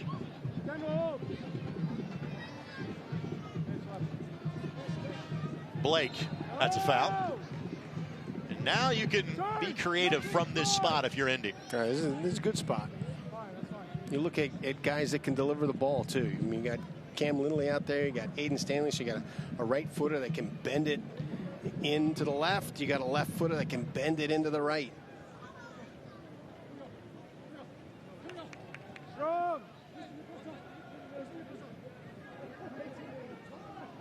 Mines the lone man back defensively for the Indy 11.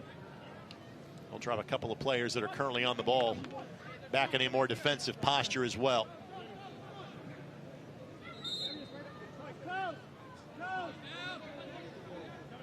Match is brought to us by Ford, your Central Indiana Ford dealers, proud sponsor of Indy 11 soccer.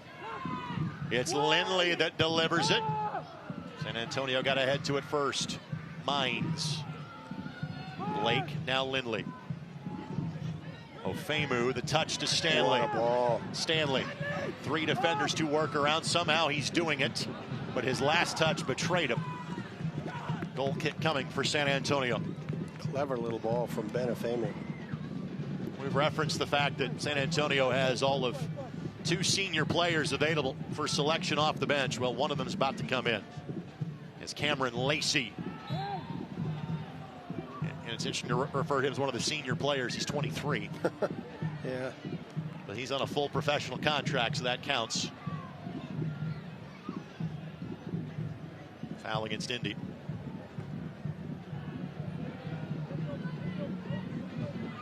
Nelson Flores Blanco, the player that is slow to get up for San Antonio. Fans, you can experience comfort in downtown Indianapolis when you visit Hyatt Place and Hyatt House downtown in Indianapolis.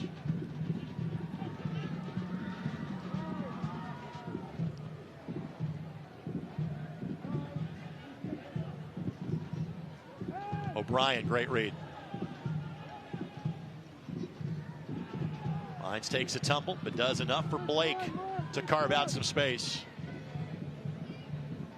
Ofemu now will charge forward. As Martinez to his right. Martinez bending ball, and Williams got tangled up with Vin Bickler. Trying to slide it forward, throw in coming for the Indy 11. And the heat map of this game has suddenly shifted now to the attacking third for Indy. I don't think in the time that we've been calling games here that I've seen as many overlapping runs and so much creativity in the attack. There's so many different options that players have. Makes it so difficult to defend because you can't just focus on one play. Blake, and then O'Brien would like to have that one back. Lacey will head to the 4th official. Elliot Collier is about to do the same for the Indy 11. And There was a relief pitcher many years for Major League Baseball named Eddie Guardado. Was nicknamed Everyday Eddie because he played all of the time. Well, we're going to start using that for Elliot Collier because he is entering most every match at this point with 20 minutes to play in the match. It is very much his defined role for this team this year. As he is standing by to enter this match. Chapman Page puts his noggin into that one. Blake goes down. Chapman Page is down behind the play. He needs to get up. He's going to sit right back down. And referee saw it, and now they'll go back to check on Chapman Page. And Indy might have to get creative because they really don't have much in the way of defenders to kind of put in. If Chapman Page is done for the night, they'd have to drop back a Gibson or a Lindley. And Max Schneider just sprinted towards the Indy 11 bench. It might be him if Chapman Page is indeed done. Now you can see as he extended for that head ball, as soon as he came down, he immediately went down, grabbed his calf. So just one sub used by the Indy 11, but it looks like about two more about to enter. This allows both teams to kind of rinse out a little bit. We referenced the fact that Cameron Lacey was going to enter. He did. He is in the place of Vin Bickler, who again tonight was playing just his third match of the season. Lacey has been a player that has featured a bit more. He has played every match but one now. He has started 7 and coming off the bench for 7. Played collegiately at UNC Charlotte, as did Tyler Gibson, who may be entering this match at some point for the Indy 11. Lacey last year had 10 goals last season for Minnesota United too, which tells me that Sean McCauley knows his skill set exceedingly well, since Sean was the interim coach for Minnesota United at the end of last year. Chapman Page heads to the sideline. I would imagine that he's going to try to continue on if he can, at least temporarily, because Collier would not be coming in for him. I was talking to his college coach, who coached my son for a little bit down at PBA down in Florida, and one of the years that Callum Chapman Page was there, for the entire season they gave up 3 goals. 3 goals. By the way, PBA, for those not to know, that's Palm Beach Atlantic that plays at the NCAA Division II level. The Sailfish, is that correct? They are the Sailfish. I tell you, when I was, because I'd never seen the school, so when I'm driving my son to drop him off, we're passing Maserati dealerships, Lamborghini dealerships. I'm like, I don't think we're in the right spot. And it's right, I mean, it looks like a resort. It's an amazing school.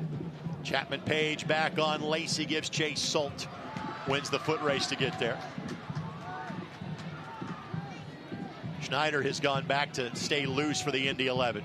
So again, he was brought forward just in case Chapman Page could not soldier on. Blake, what a find to Martinez. Martinez widens the attack. Chips it forward for Williams. Williams a controlling touch. Stanley, Blake, didn't hit it well. Stanley hits it much better, but doesn't get through. O'Brien keeps it in play.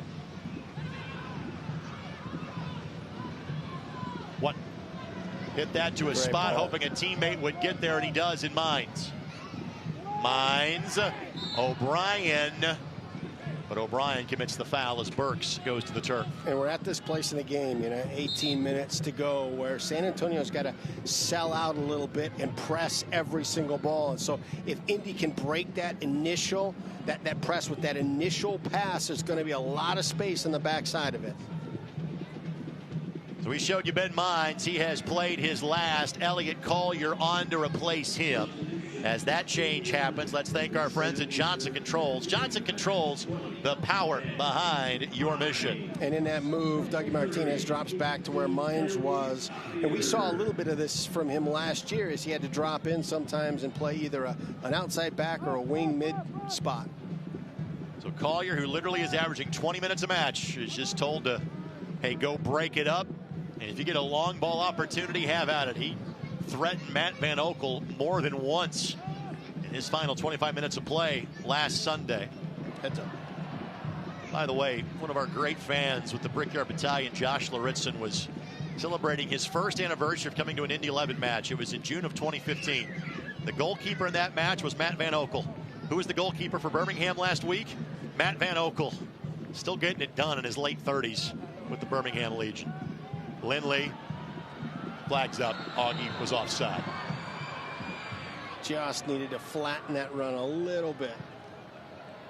Augie with his hands up, but again, that's right in front of our broadcast position, and Augie was absolutely in an offside position. Well called by the AR on the far side. Of course, this match brought to us by 450 North Brewing. Innovation and creativity through libations.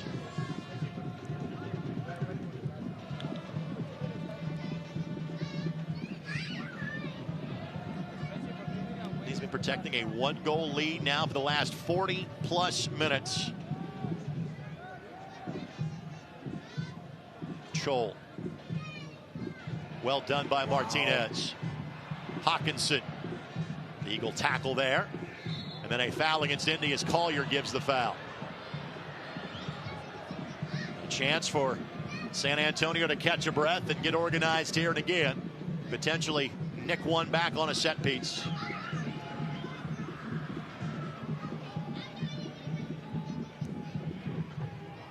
And their leading goal scorer, Juan Agudelo, with just 3 on the year, not playing tonight. If it's going to be from somewhere, it's from the creativity of that young man we showed you in Hernandez. And he missed from the spot earlier, saved by Salt. But looking for a 6th assist if he can create an opportunity here. After having 10 a season ago. Looking back post. Tainer heads it across, but it will be a corner. Touched last by the Indy 11. Yeah, and you've seen this throughout those restarts that are just out of range of shooting. Hernandez overhits that last defender, and they got Tainer on the backside, who is just phenomenal in the air. I think Indy made an attempt to play that. Never sure they actually touched it. I think Indy had a legitimate beef in terms of perhaps should have been a goal kick. Instead, it's a corner brought to us by Wilson Kehoe-Winningham. Play it short. And let Hernandez control the flow here this way. Now Hawkinson directed back in. Wotton breaks up the momentum. Burks sends it back in. Chapman, Page, and Lacey. Chapman Page deemed to have been in the more legal defending position. And the whistle stops the activity.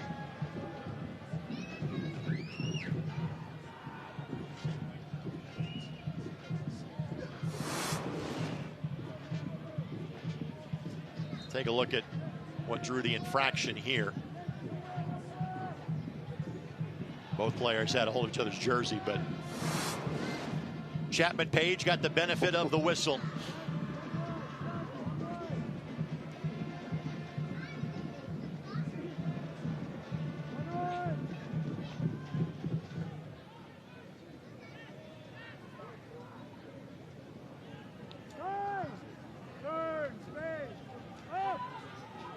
Gomez now charging forward, and then Gomez blows a tire.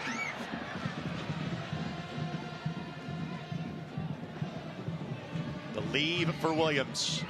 Stanley the overlap.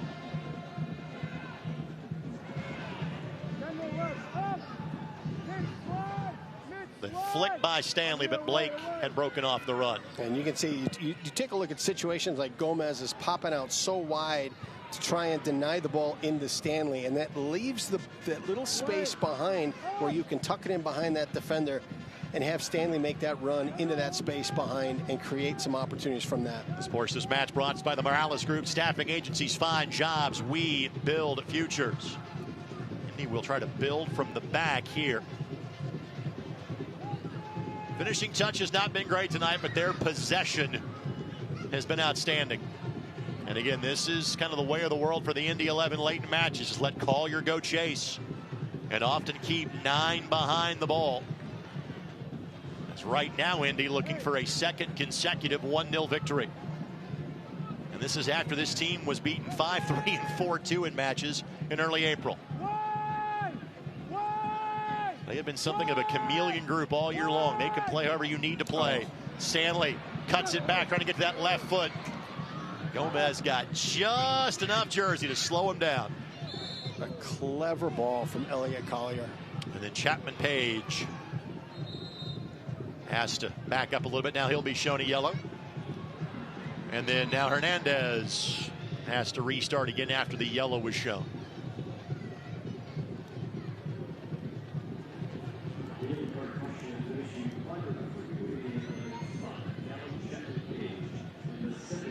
Indy next up will take on Orange County. Bending ball here. Chol! Wow. Got a great look. And Hernandez falls to the turf at the other end because he delivered a dime from 40 yards out. And that, other than the spot kick earlier, by far San Antonio's best look of the night. Absolutely incredible serve in from Hernandez and brilliantly brought it down. Just couldn't tuck it away. Make that 3 hands-to-head moments for Alan Marcina tonight.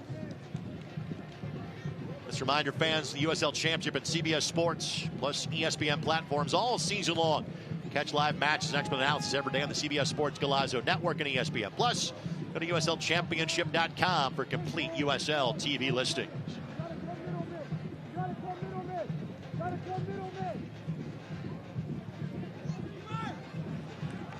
And that's what makes this 1-goal lead so precarious. Frankly, Indy has dominated play for most of the match, but you're 1 moment away. Right, and they've shown that they've got that moment in them, you know, between the breakaway from LaCava, between that ball to Chol.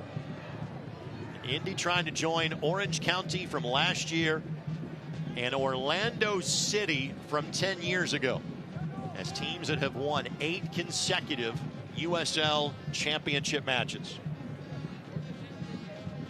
We reference teams 1 and 2 on that list in terms of Phoenix Rising of 2019, FC Cincinnati of 2018, the Rowdies in 21, and Real Monarchs in 17. Both won 9 consecutive matches. Great switch. Stanley has acres of space. That's just Cam Lindley knowing where space is and where all the players on the field are. O'Brien makes the overlapping run. O'Brien couldn't slide it through 2 defenders, but will carve out space to force that into another corner kick brought to us by Wilson Kehoe Winningham. India not exactly in a big hurry here. By the way, this match brought to us by the Keystone Group, specializing in transformational developments, construction, management, and investments. As much as San Antonio is thinking we got to get the equalizer, the one thing they can't do is blink here. Because if Indy finds a second one with under 10 to go, it's over. Bending ball in. McIntosh parries it, but doesn't really clear it. Now Williams will reset. He's got Whatton for safety and plays it to him here. By the way, Jose Mulatto will be the next substitution, and he's the only other non-academy player available on the bench tonight for San Antonio.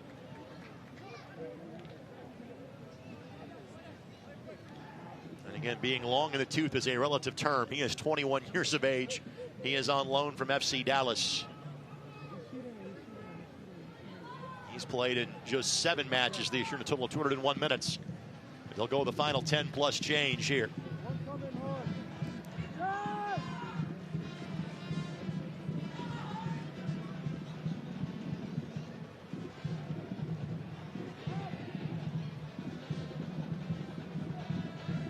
Hawkinson the touch.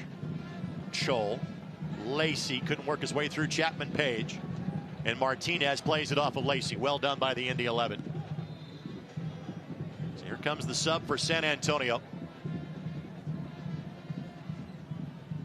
I think it's Chol that'll be the player that exits. Yep, he's going off to the side. He has given his last. Here's Jose Mulatto from Colombia. And I think that restart's going to be deemed to be a bit early. Indy's got a full complement of subs available if needed. But we're also at that point in time of the year as well where there is some space between matches. Indy last played 6 days ago. They don't play again until 7 days from now.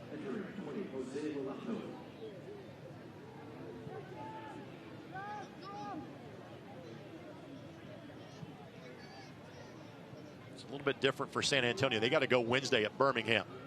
Mulatto just entered the match, plays it across, and nobody back post. Yeah, that thing needed to be across on the ground. That's awfully tough to ask that to be your first touch of the match. Yeah, you got come in cold. runners. You got runners in the right spot inside the 18. And Marcinez he's going to, maybe didn't even rewatch this one because they've done everything right to finish it. Well, they're just missing so many pieces. I mean, this is a quality starting 11. There's not many cards to deal off the deck when it comes to the substitutions, with having 8 players out due to injury. Ball last touched by Gomez.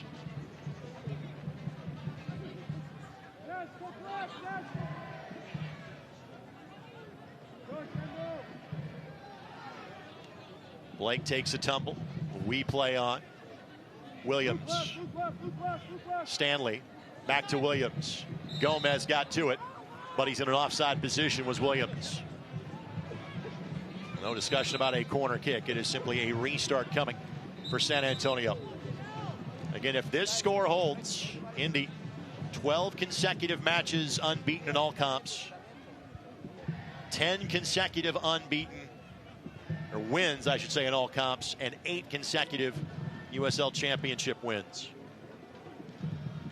Those latter 2 numbers are franchise records in the NASL and the USL. The first number is not, because in 2016, Indy went 15 matches in before suffering a defeat. That's including the 2 Open Cup matches that they played that year.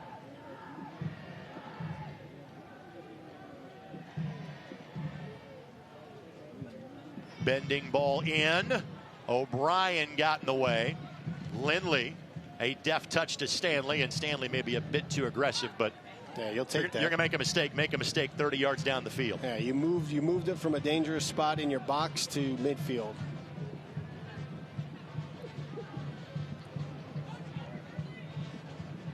We are approaching less than 2 months away from Chelsea and Celtic squaring off in the Hoosier State in South Bend at Notre Dame Stadium. That match July 27th. Tickets on sale now, fcseries.com. In the 11 fans, your team plays in Tulsa the night before. You to make the trip up US 31. It's a good time to do it. Gomez has a hit, and Sultan have to touch it.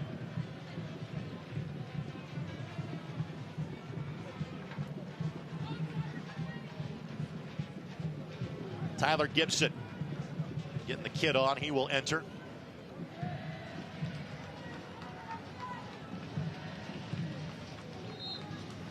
Has yet to make his way to the 4th official. He is on standby when needed, getting some final instructions from Andy Swift. Collier. Easy call. Fouled by Lambert. It's a frustration foul.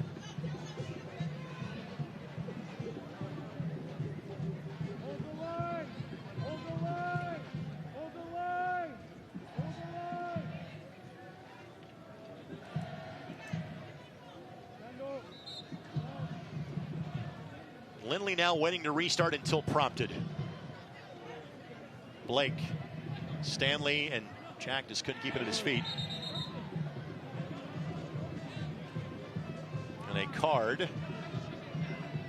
going to be shown to Hernandez for the extra nudge directed at Jack Blake. So a yellow against Hernandez of San Antonio.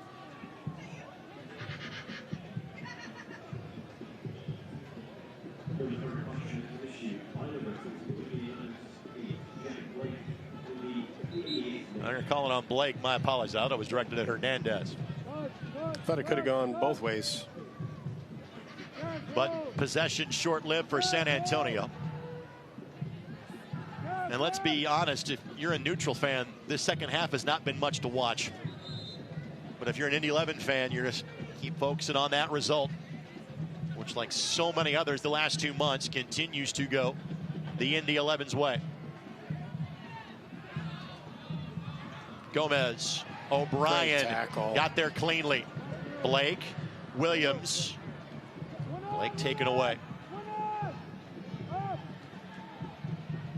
Williams applying pressure on Hawkinson. Hawkinson making a run. Hawkinson leaves it for Lacey. Lacey plays it behind LaCava. Well, I think with LaCava behind him, Lacey needed to just dummy that ball, let it run to him. Hernandez. What?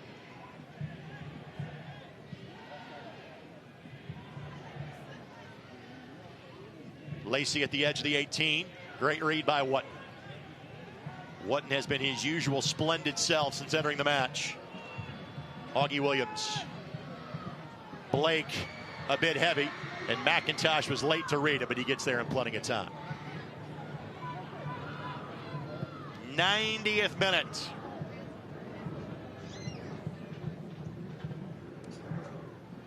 Martinez does just enough. And now Gibson will be waved on. So much as Elliot Collier has become kind of a late game, every match sort of solution, Tyler Gibson has taken on that role for this team. Again, Tyler previously played in San Antonio back in the NASL days. This is his second stint with the Indy 11, year 3 in total, after playing each of the last 3 seasons in Lou City.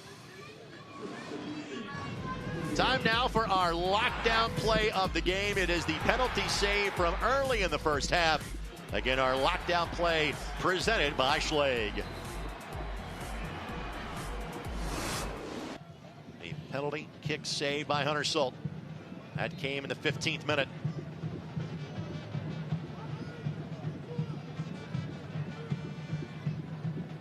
Martinez. He plays great back there. Well, we have talked about this. This is now Dougie's second year with the Indy 11. And kind of like we would say about, Paul Stapleton thinks about Jared Timmer. Just put him in any position to feel he'll figure it out. Yep. Martinez is of that same ilk. 5 minutes, as you can see on your screen, of added time. Martinez 3 goals this year for the Indy 11. Also had the lone goal in the opening Open Cup victory against Chicago Fire 2.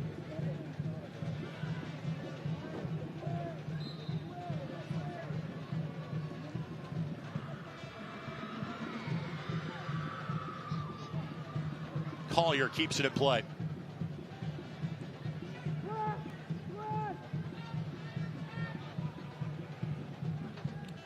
Clever ball. Chapman Page takes a tumble at the edge of the 18. The hit deflected, and it will be a corner. Brought to us by Wilson Keogh Winningham. This may represent San Antonio's last best look of the game. Yeah, good job to earn a corner kick, but that should not have been a shot. You had 2 guys circling the 12. Hernandez will swing it in. One at the edge of the 18 unmarked. Most everybody else in and around the 6. Ball headed back post. Now Tainer. Tainer directs it in. Collier gets a boot in the way. Tainer directs again. Swept sideways by Ofemu. Whatton can't get there in time. Another corner brought to us by Wilson Keogh Winningham.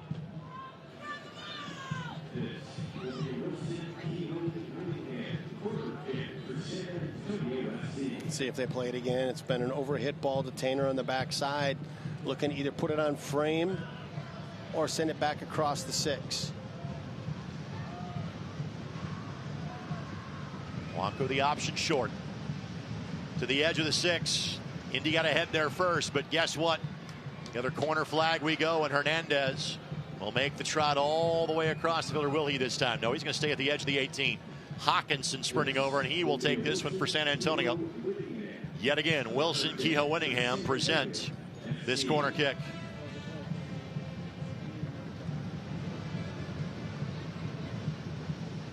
Chapman Page got there first. Williams gets there next. Didn't clear it. Hernandez has a hit.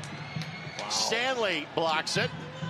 And Wilson Keogh Winningham is really getting their money's worth in the last 3 minutes of this match. How about that? A clearance in the box, and it winds up at the feet of Hernandez.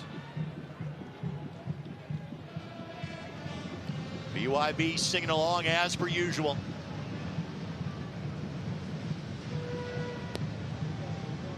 Again, back post. Salt got it. Collier got to head to it first. But Salt able to clear the 6 and buy a little more time for the Indy 11. Fans, this reminder, eFootball 2024 is here. Live your dream, rep your team, and play as your favorite USL Championship club. eFootball is free to play. Download now.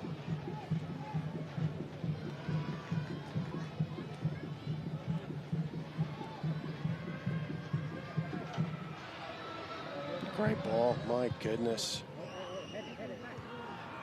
Lambert works around Gibson. About 90 seconds left to go in this one. At the edge of the 18. Ball sent in. Stanley. The clearance. Martinez will try to buy a little bit more real estate and does. It'll be a throw, not a corner. You got to hand it to San Antonio. They certainly are keeping it interesting these last 10 minutes. They have completely emptied the tank in this one. Again, back post, Stanley. Lindley gives chase on Hernandez. Bending ball in, Wotton got there first.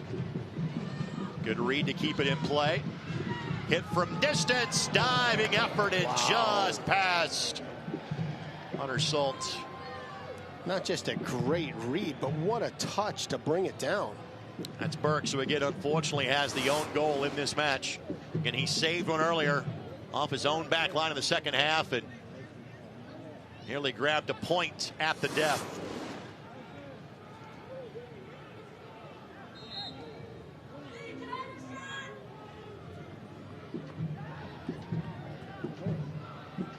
Hands of the wristwatch for Adam Kilpatrick.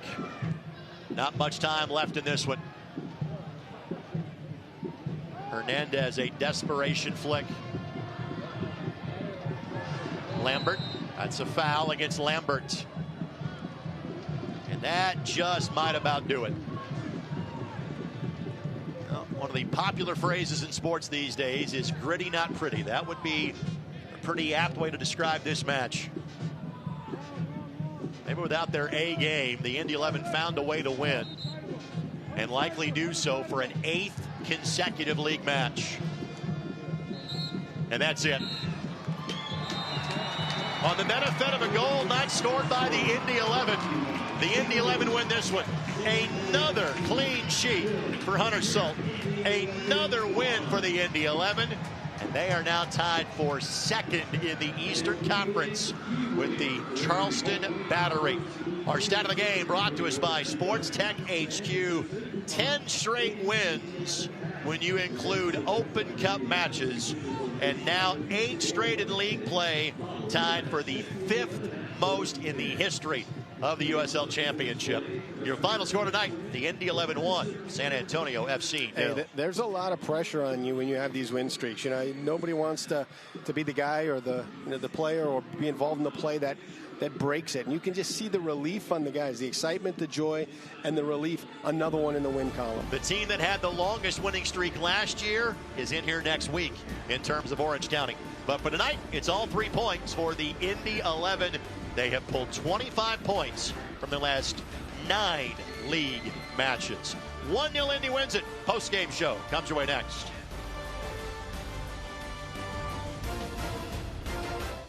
Every place has a purpose, and the people who inhabit those places have their own reasons for being there.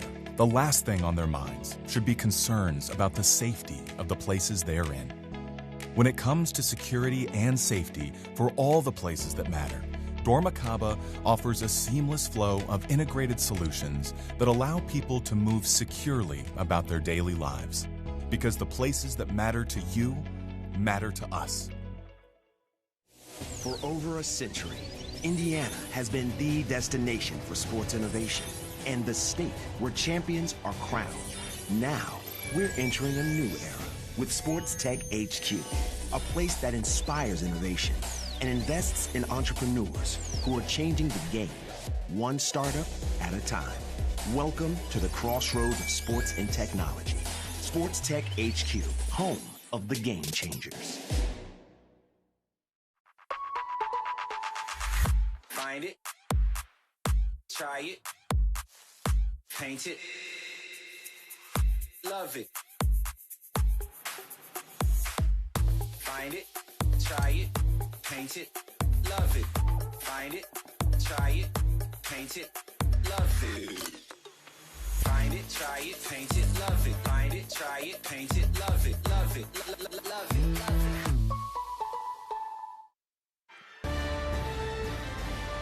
Dino night goes well for the Indy 11.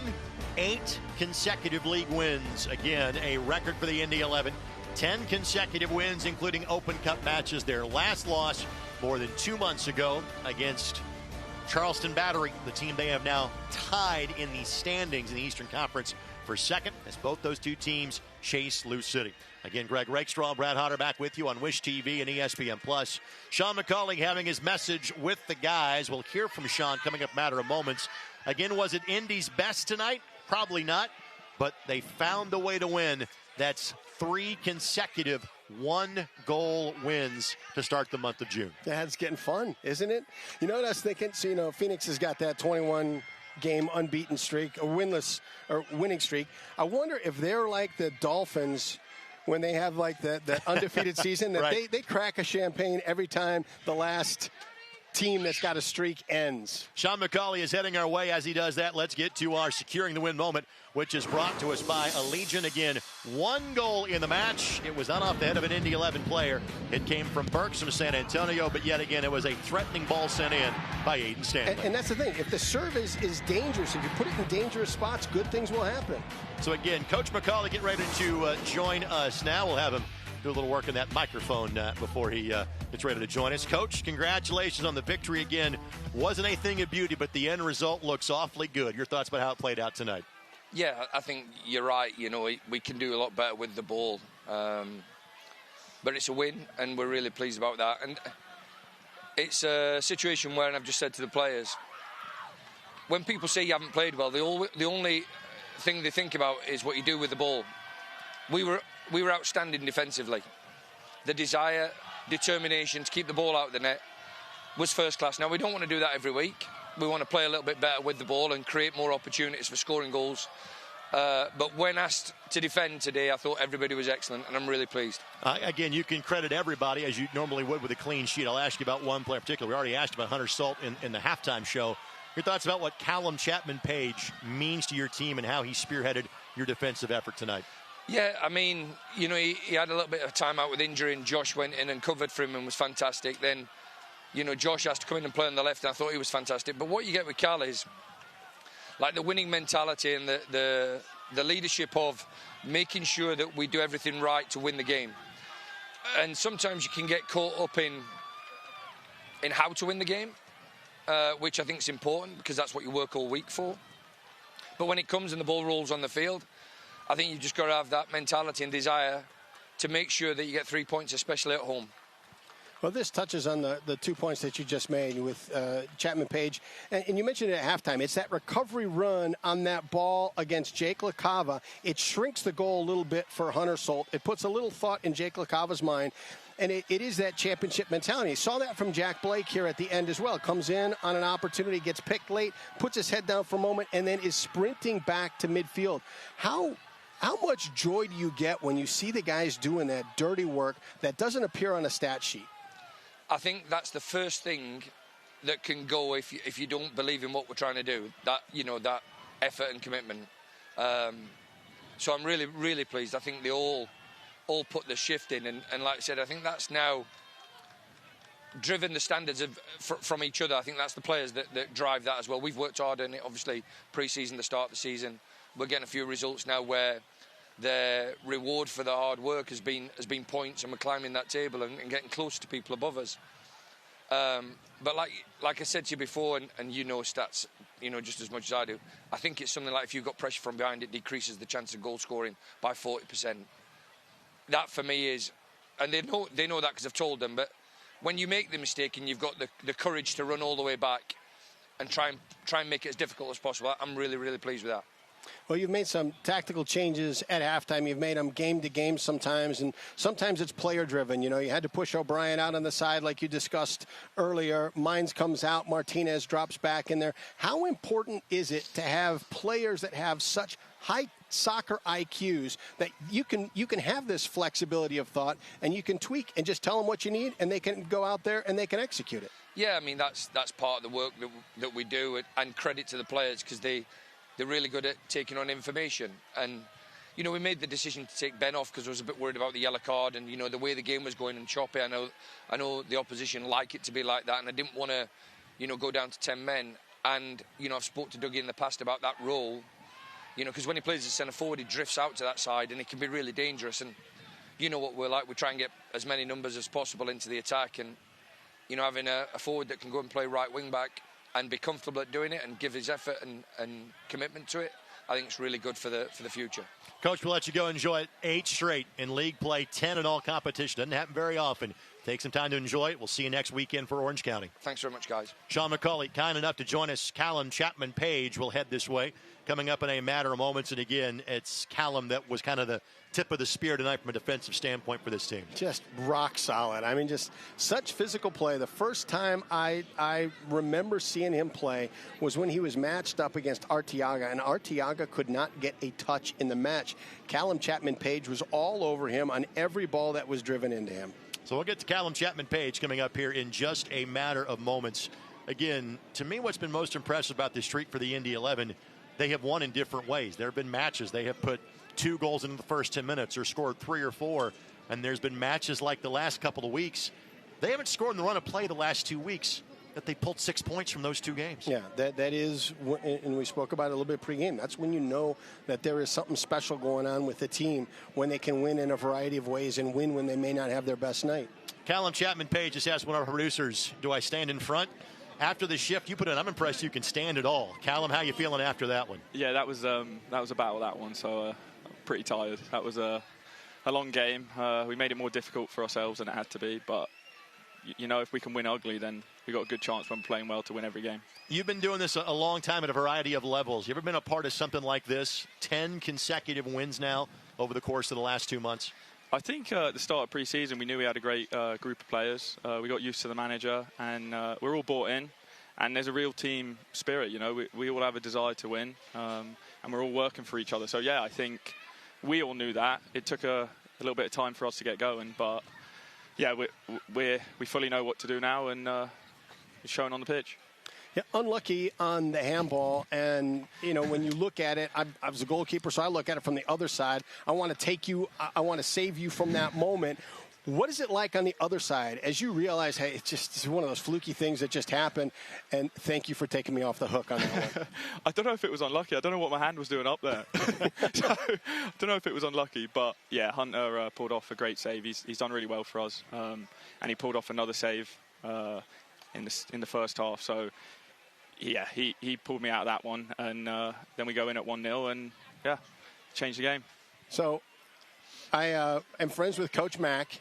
And back from your PBA Sailfish days, my son played there as well after you. So I called Mac. I said, okay, tell me about it. He said, well, there's some things I can't tell you. But the one I can is and tell me if this is true. He said during one season, might have been your senior year or last year there, you only gave up 3 goals as a team. Is that true? Yeah, we had another great group of players. We're all bought in. I think the biggest thing I've been a part of is a team that wants to win. That definitely is here, and at PBA we're all winners, and that's the difference, I think. Well, you have been clearly winners over the course of the last couple of months. And you did it tonight without Adrian Dees-Pay. Your thoughts about kind of what that says about your team without another great defender such as yourself, and you still found a way to get the job done and keep a clean sheet. Yeah, Diz has been doing great. Obviously, that's a huge loss for us, but we have a good squad. Everyone fills in. Everyone does their part. If people are on the bench, there's still that desire to come on and help. There's no one throwing a strop or anything like that. You know, we all know there's a great squad and we're all going to play a part. It's a long season. Callum, you put enough of a shift in tonight. Let's let you get off those legs. Go enjoy the win. Thank We'll you. see you next Saturday Appreciate against it. Orange County. Take care, guys. Cheers. You got it. Callum Chapman-Page going to join us. If we can get Hunter Salt to stop taking pictures with the BYB and signing autographs, we'll get him back over at some point in time for our next segment as well.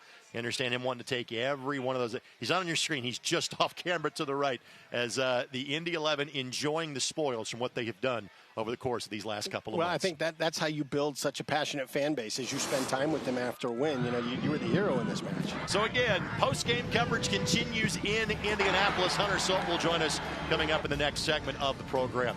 Final score in this one, 1-0 in favor of the Indy 11 as they take 3 points yet again. More post-match coverage comes your way next on Wish TV and ESPN+.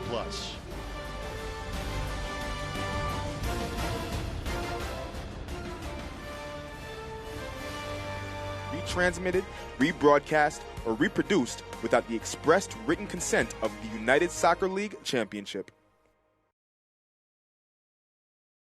The Indy 11 are announcing a new signing to their squad. We can now confirm it's Max from Williams Comfort Air and Mr. Plumber. Max clearly has some training to do to get into shape by game day. Soccer skills and service you can rely on from a team you can trust. Both essential for a winning performance. So I had no job, no car, nobody to watch my son. And when I finally got a job interview, it was a half-hour away. I was just stuck, you know? Then one of my friends told me to call CareSource. I was like, my health insurance company? We helped Becky with her resume, arranged daycare for her son, and even set up a ride to the interview that helped her get the job. CareSource is so much more than health insurance. At Security Federal, our flexible banking solutions mean your financial future has never been brighter. Our business options will keep you one step ahead of the competition, and the communities we serve can depend on us to be there when it counts. At Security Federal Savings Bank, flexibility means everything because it's all about you. Now offering free business and personal checking. Call or visit us online today.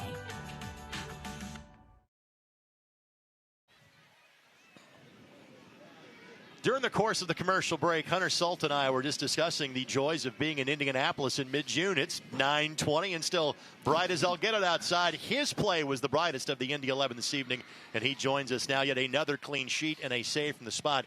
My friend, congratulations. How you feeling after this one? I feel great. It's kind of surreal right now. It's the first PK I've faced in the USL, I believe. That may not be true, but it's the first one I've saved, which I'm just super excited about. I was buzzing after it a little bit. Well, you should be. I'm sure we will show it momentarily. Kind of walk us through your mindset, what you saw, and how it played out.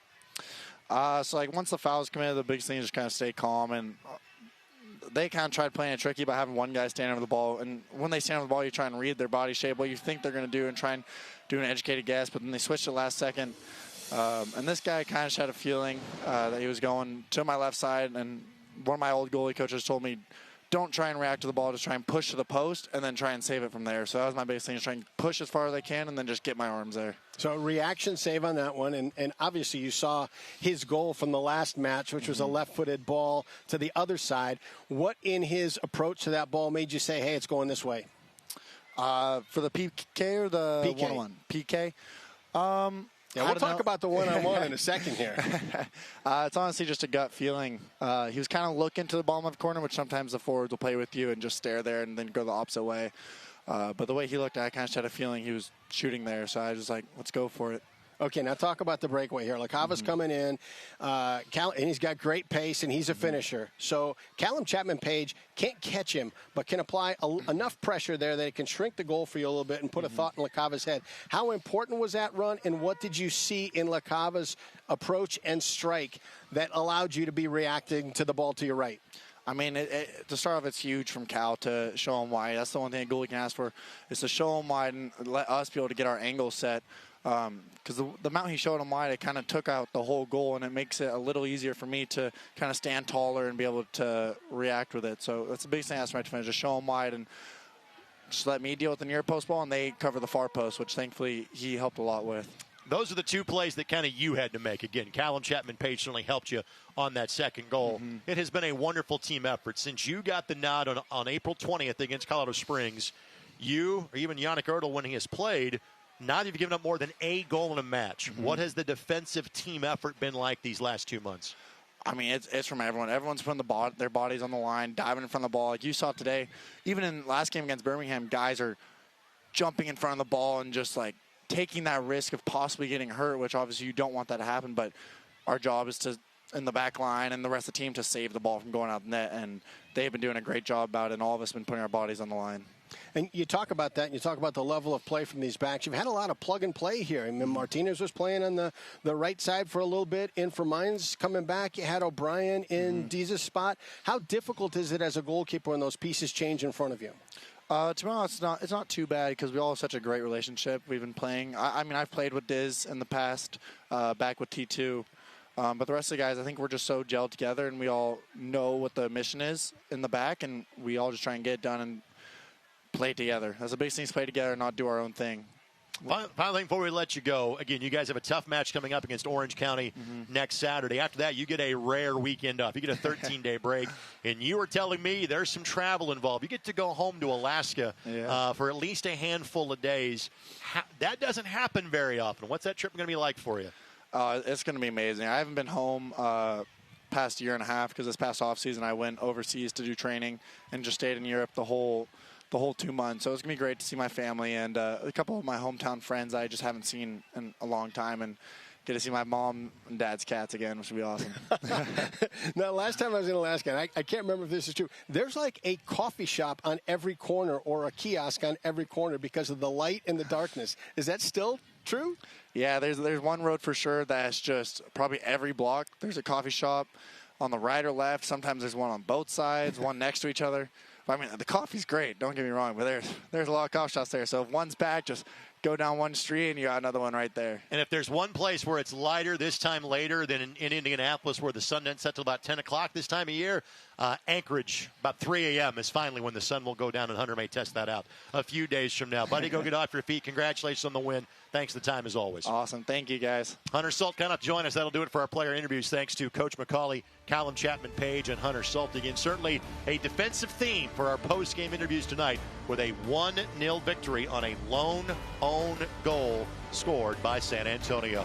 Let's talk about the very successful women's team for the Indy 11. We'll do that when we come back to Carroll Stadium.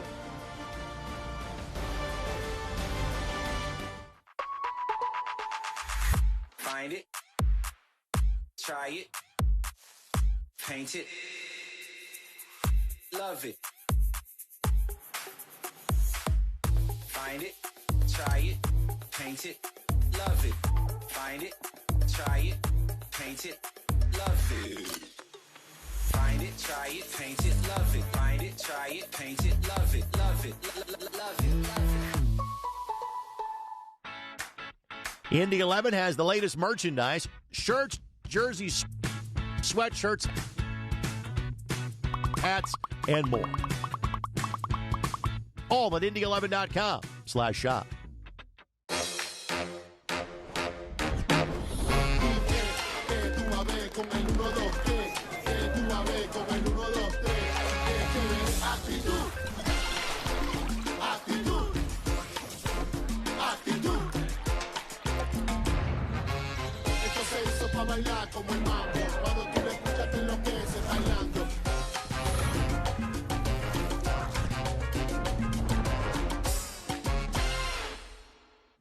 Meet Zach.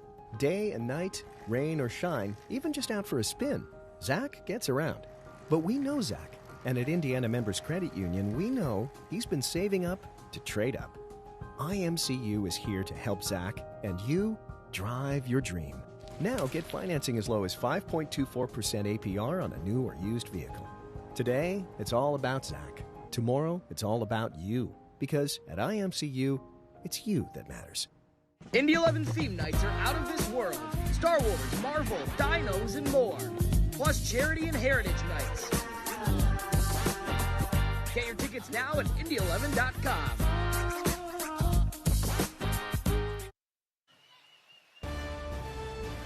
As referenced, it's now been more than 2 months since the Indy 11 last lost a match. There is a team that also wears the Indy 11 crest that knows that feeling is like. The Indy 11 women, when they play on Tuesday night in Lexington, it's the 1-year anniversary of the last time they lost a match. They have played 3 home games in the last 10 days. They have won them all. That is Natalie Mitchell. Will be a junior at Virginia Tech. That was the only goal of the match on Wednesday night when the Indy 11 women beat Kings Hammer 1-0. Indy now with 3 matches left to go needs just a win and a draw to clinch a playoff spot for a 3rd consecutive year. The match that preceded this one, this was a 3-2 nail-biter against Racing Louisville's Academy team.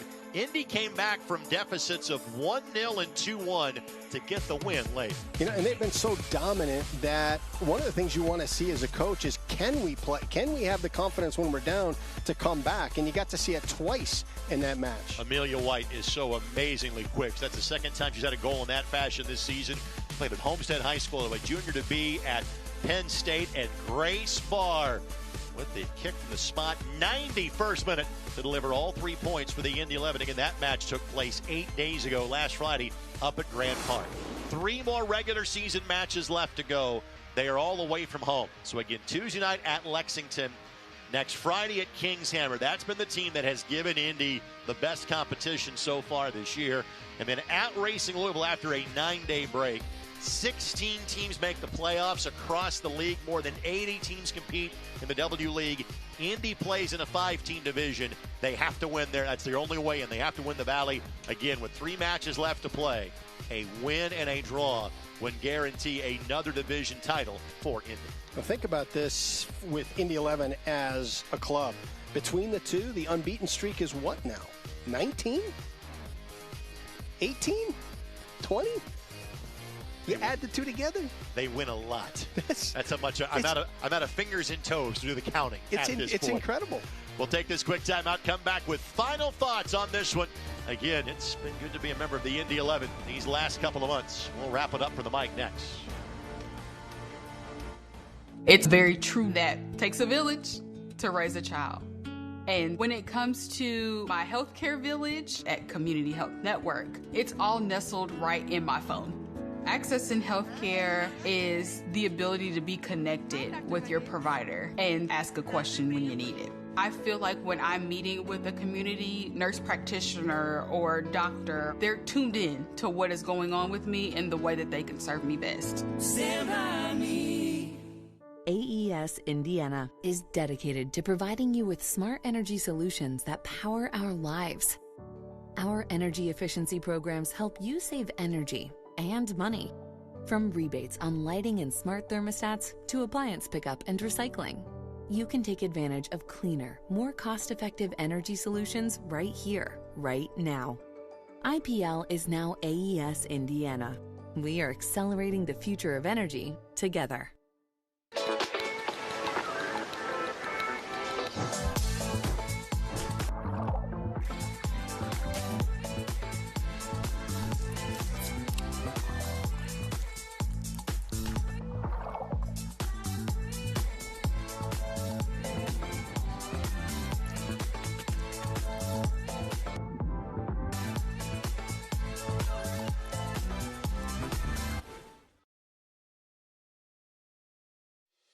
Every place has a purpose, and the people who inhabit those places have their own reasons for being there. The last thing on their minds should be concerns about the safety of the places they're in. When it comes to security and safety for all the places that matter, Dormakaba offers a seamless flow of integrated solutions that allow people to move securely about their daily lives. Because the places that matter to you matter to us. Highlights from half number 1. Again, the only goal of this match was an own goal. It certainly appeared the first goal of the match would come from the spot. Hunter Salt had other ideas. For a moment, I thought Aiden Stanley had a club record-setting 10th assist. His service proved vital on the goal, but it wasn't off the head of an Indy 11 player. That was an own goal that went against Kendall Burks of San Antonio. The next best chance for San Antonio, kick save and a beauty for the native of Alaska. There would be no more goals in the match. Some great opportunities for the Indy 11. They could not convert. And again, when you have won as many matches as the Indy 11 have, you tend not to complain. But it is a fair statement to say Indy has not scored a goal from play in the last 2 matches. Their finishing needs to pick up a little bit. And oh, by the way, we barely mentioned there's help on the way on that front coming in for the next match in terms of Romario Williams. Yeah, there is. You got help coming in, and when you can win and you're struggling to finish for a couple matches, that's a sign of a championship club. Probably best chance of half number 2 right there. Williams will tell you probably should have tapped that one home. And again, this ball was cleared off the line. If Burks doesn't get there, that's a 2-0 lead for the Indy 11. And again, even though San Antonio had some moments late, this was the 4th in a series of corners after the 90th minute. It was probably the ball from Hernandez to Chol that was truly their best look of the second half. That was an incredible serve over the top. Chol does a great job to bring it down and just can't put it away. So here's what's next. The great news is we will have a local broadcast for all of those matches you see on your screen. We're working on the one in the middle in terms of exactly what that would look like or sound like. But the other matches in USL Championship play, you will see those on local television. So we'll have the road broadcast at Rhode Island on July 5th. Those other 3 matches are at home. We had a fantastic crowd tonight. We'd love to see you back here next Saturday because Orange County, they won the league 3 years ago. They had the longest winning streak in the league last year. They're always a good side. They are. Quality, and you look at the Olaskis, and even though one of them is overseas, the other one is just picking up right where they left off. A gorgeous night in downtown Indianapolis. Tonight's game wasn't always pretty, but the end result from the home perspective most certainly is. For Brad Hodder, our entire Tupelo Honey crew, this is Greg Rakestraw. Dino Night was Dynamite for the Indy 11. 1-0, they win against San Antonio FC. The winning streak grows to 10. Good night from downtown Indianapolis.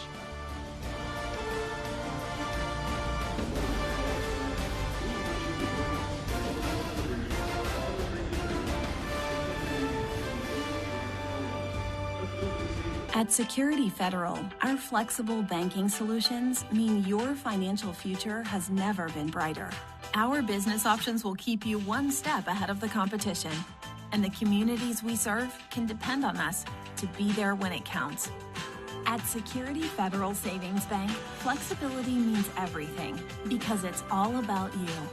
Now offering free business and personal checking. Call or visit us online today. So I had no job, no car, nobody to watch my son. And when I finally got a job interview, it was a half hour away. I was just stuck, you know? Then one of my friends told me to call CareSource. I was like, my health insurance company? We helped Becky with her resume, arranged daycare for her son, and even set up a ride to the interview that helped her get the job. CareSource is so much more than health insurance. The main part of my job is definitely listening. People deserve transparency. I don't want the financial part to be something that stops or hinders a patient from having the health care that they need. I try to treat each person like they're my mom or my grandmother, my daughter, my husband. I want them to know that they're not just another phone call for us. And it's very rewarding to know that I can provide peace of mind. Stand by me. AES Indiana is dedicated to providing you with smart energy solutions that power our lives. Our energy efficiency programs help you save energy and money. From rebates on lighting and smart thermostats to appliance pickup and recycling, you can take advantage of cleaner, more cost-effective energy solutions right here, right now. IPL is now AES Indiana. We are accelerating the future of energy together.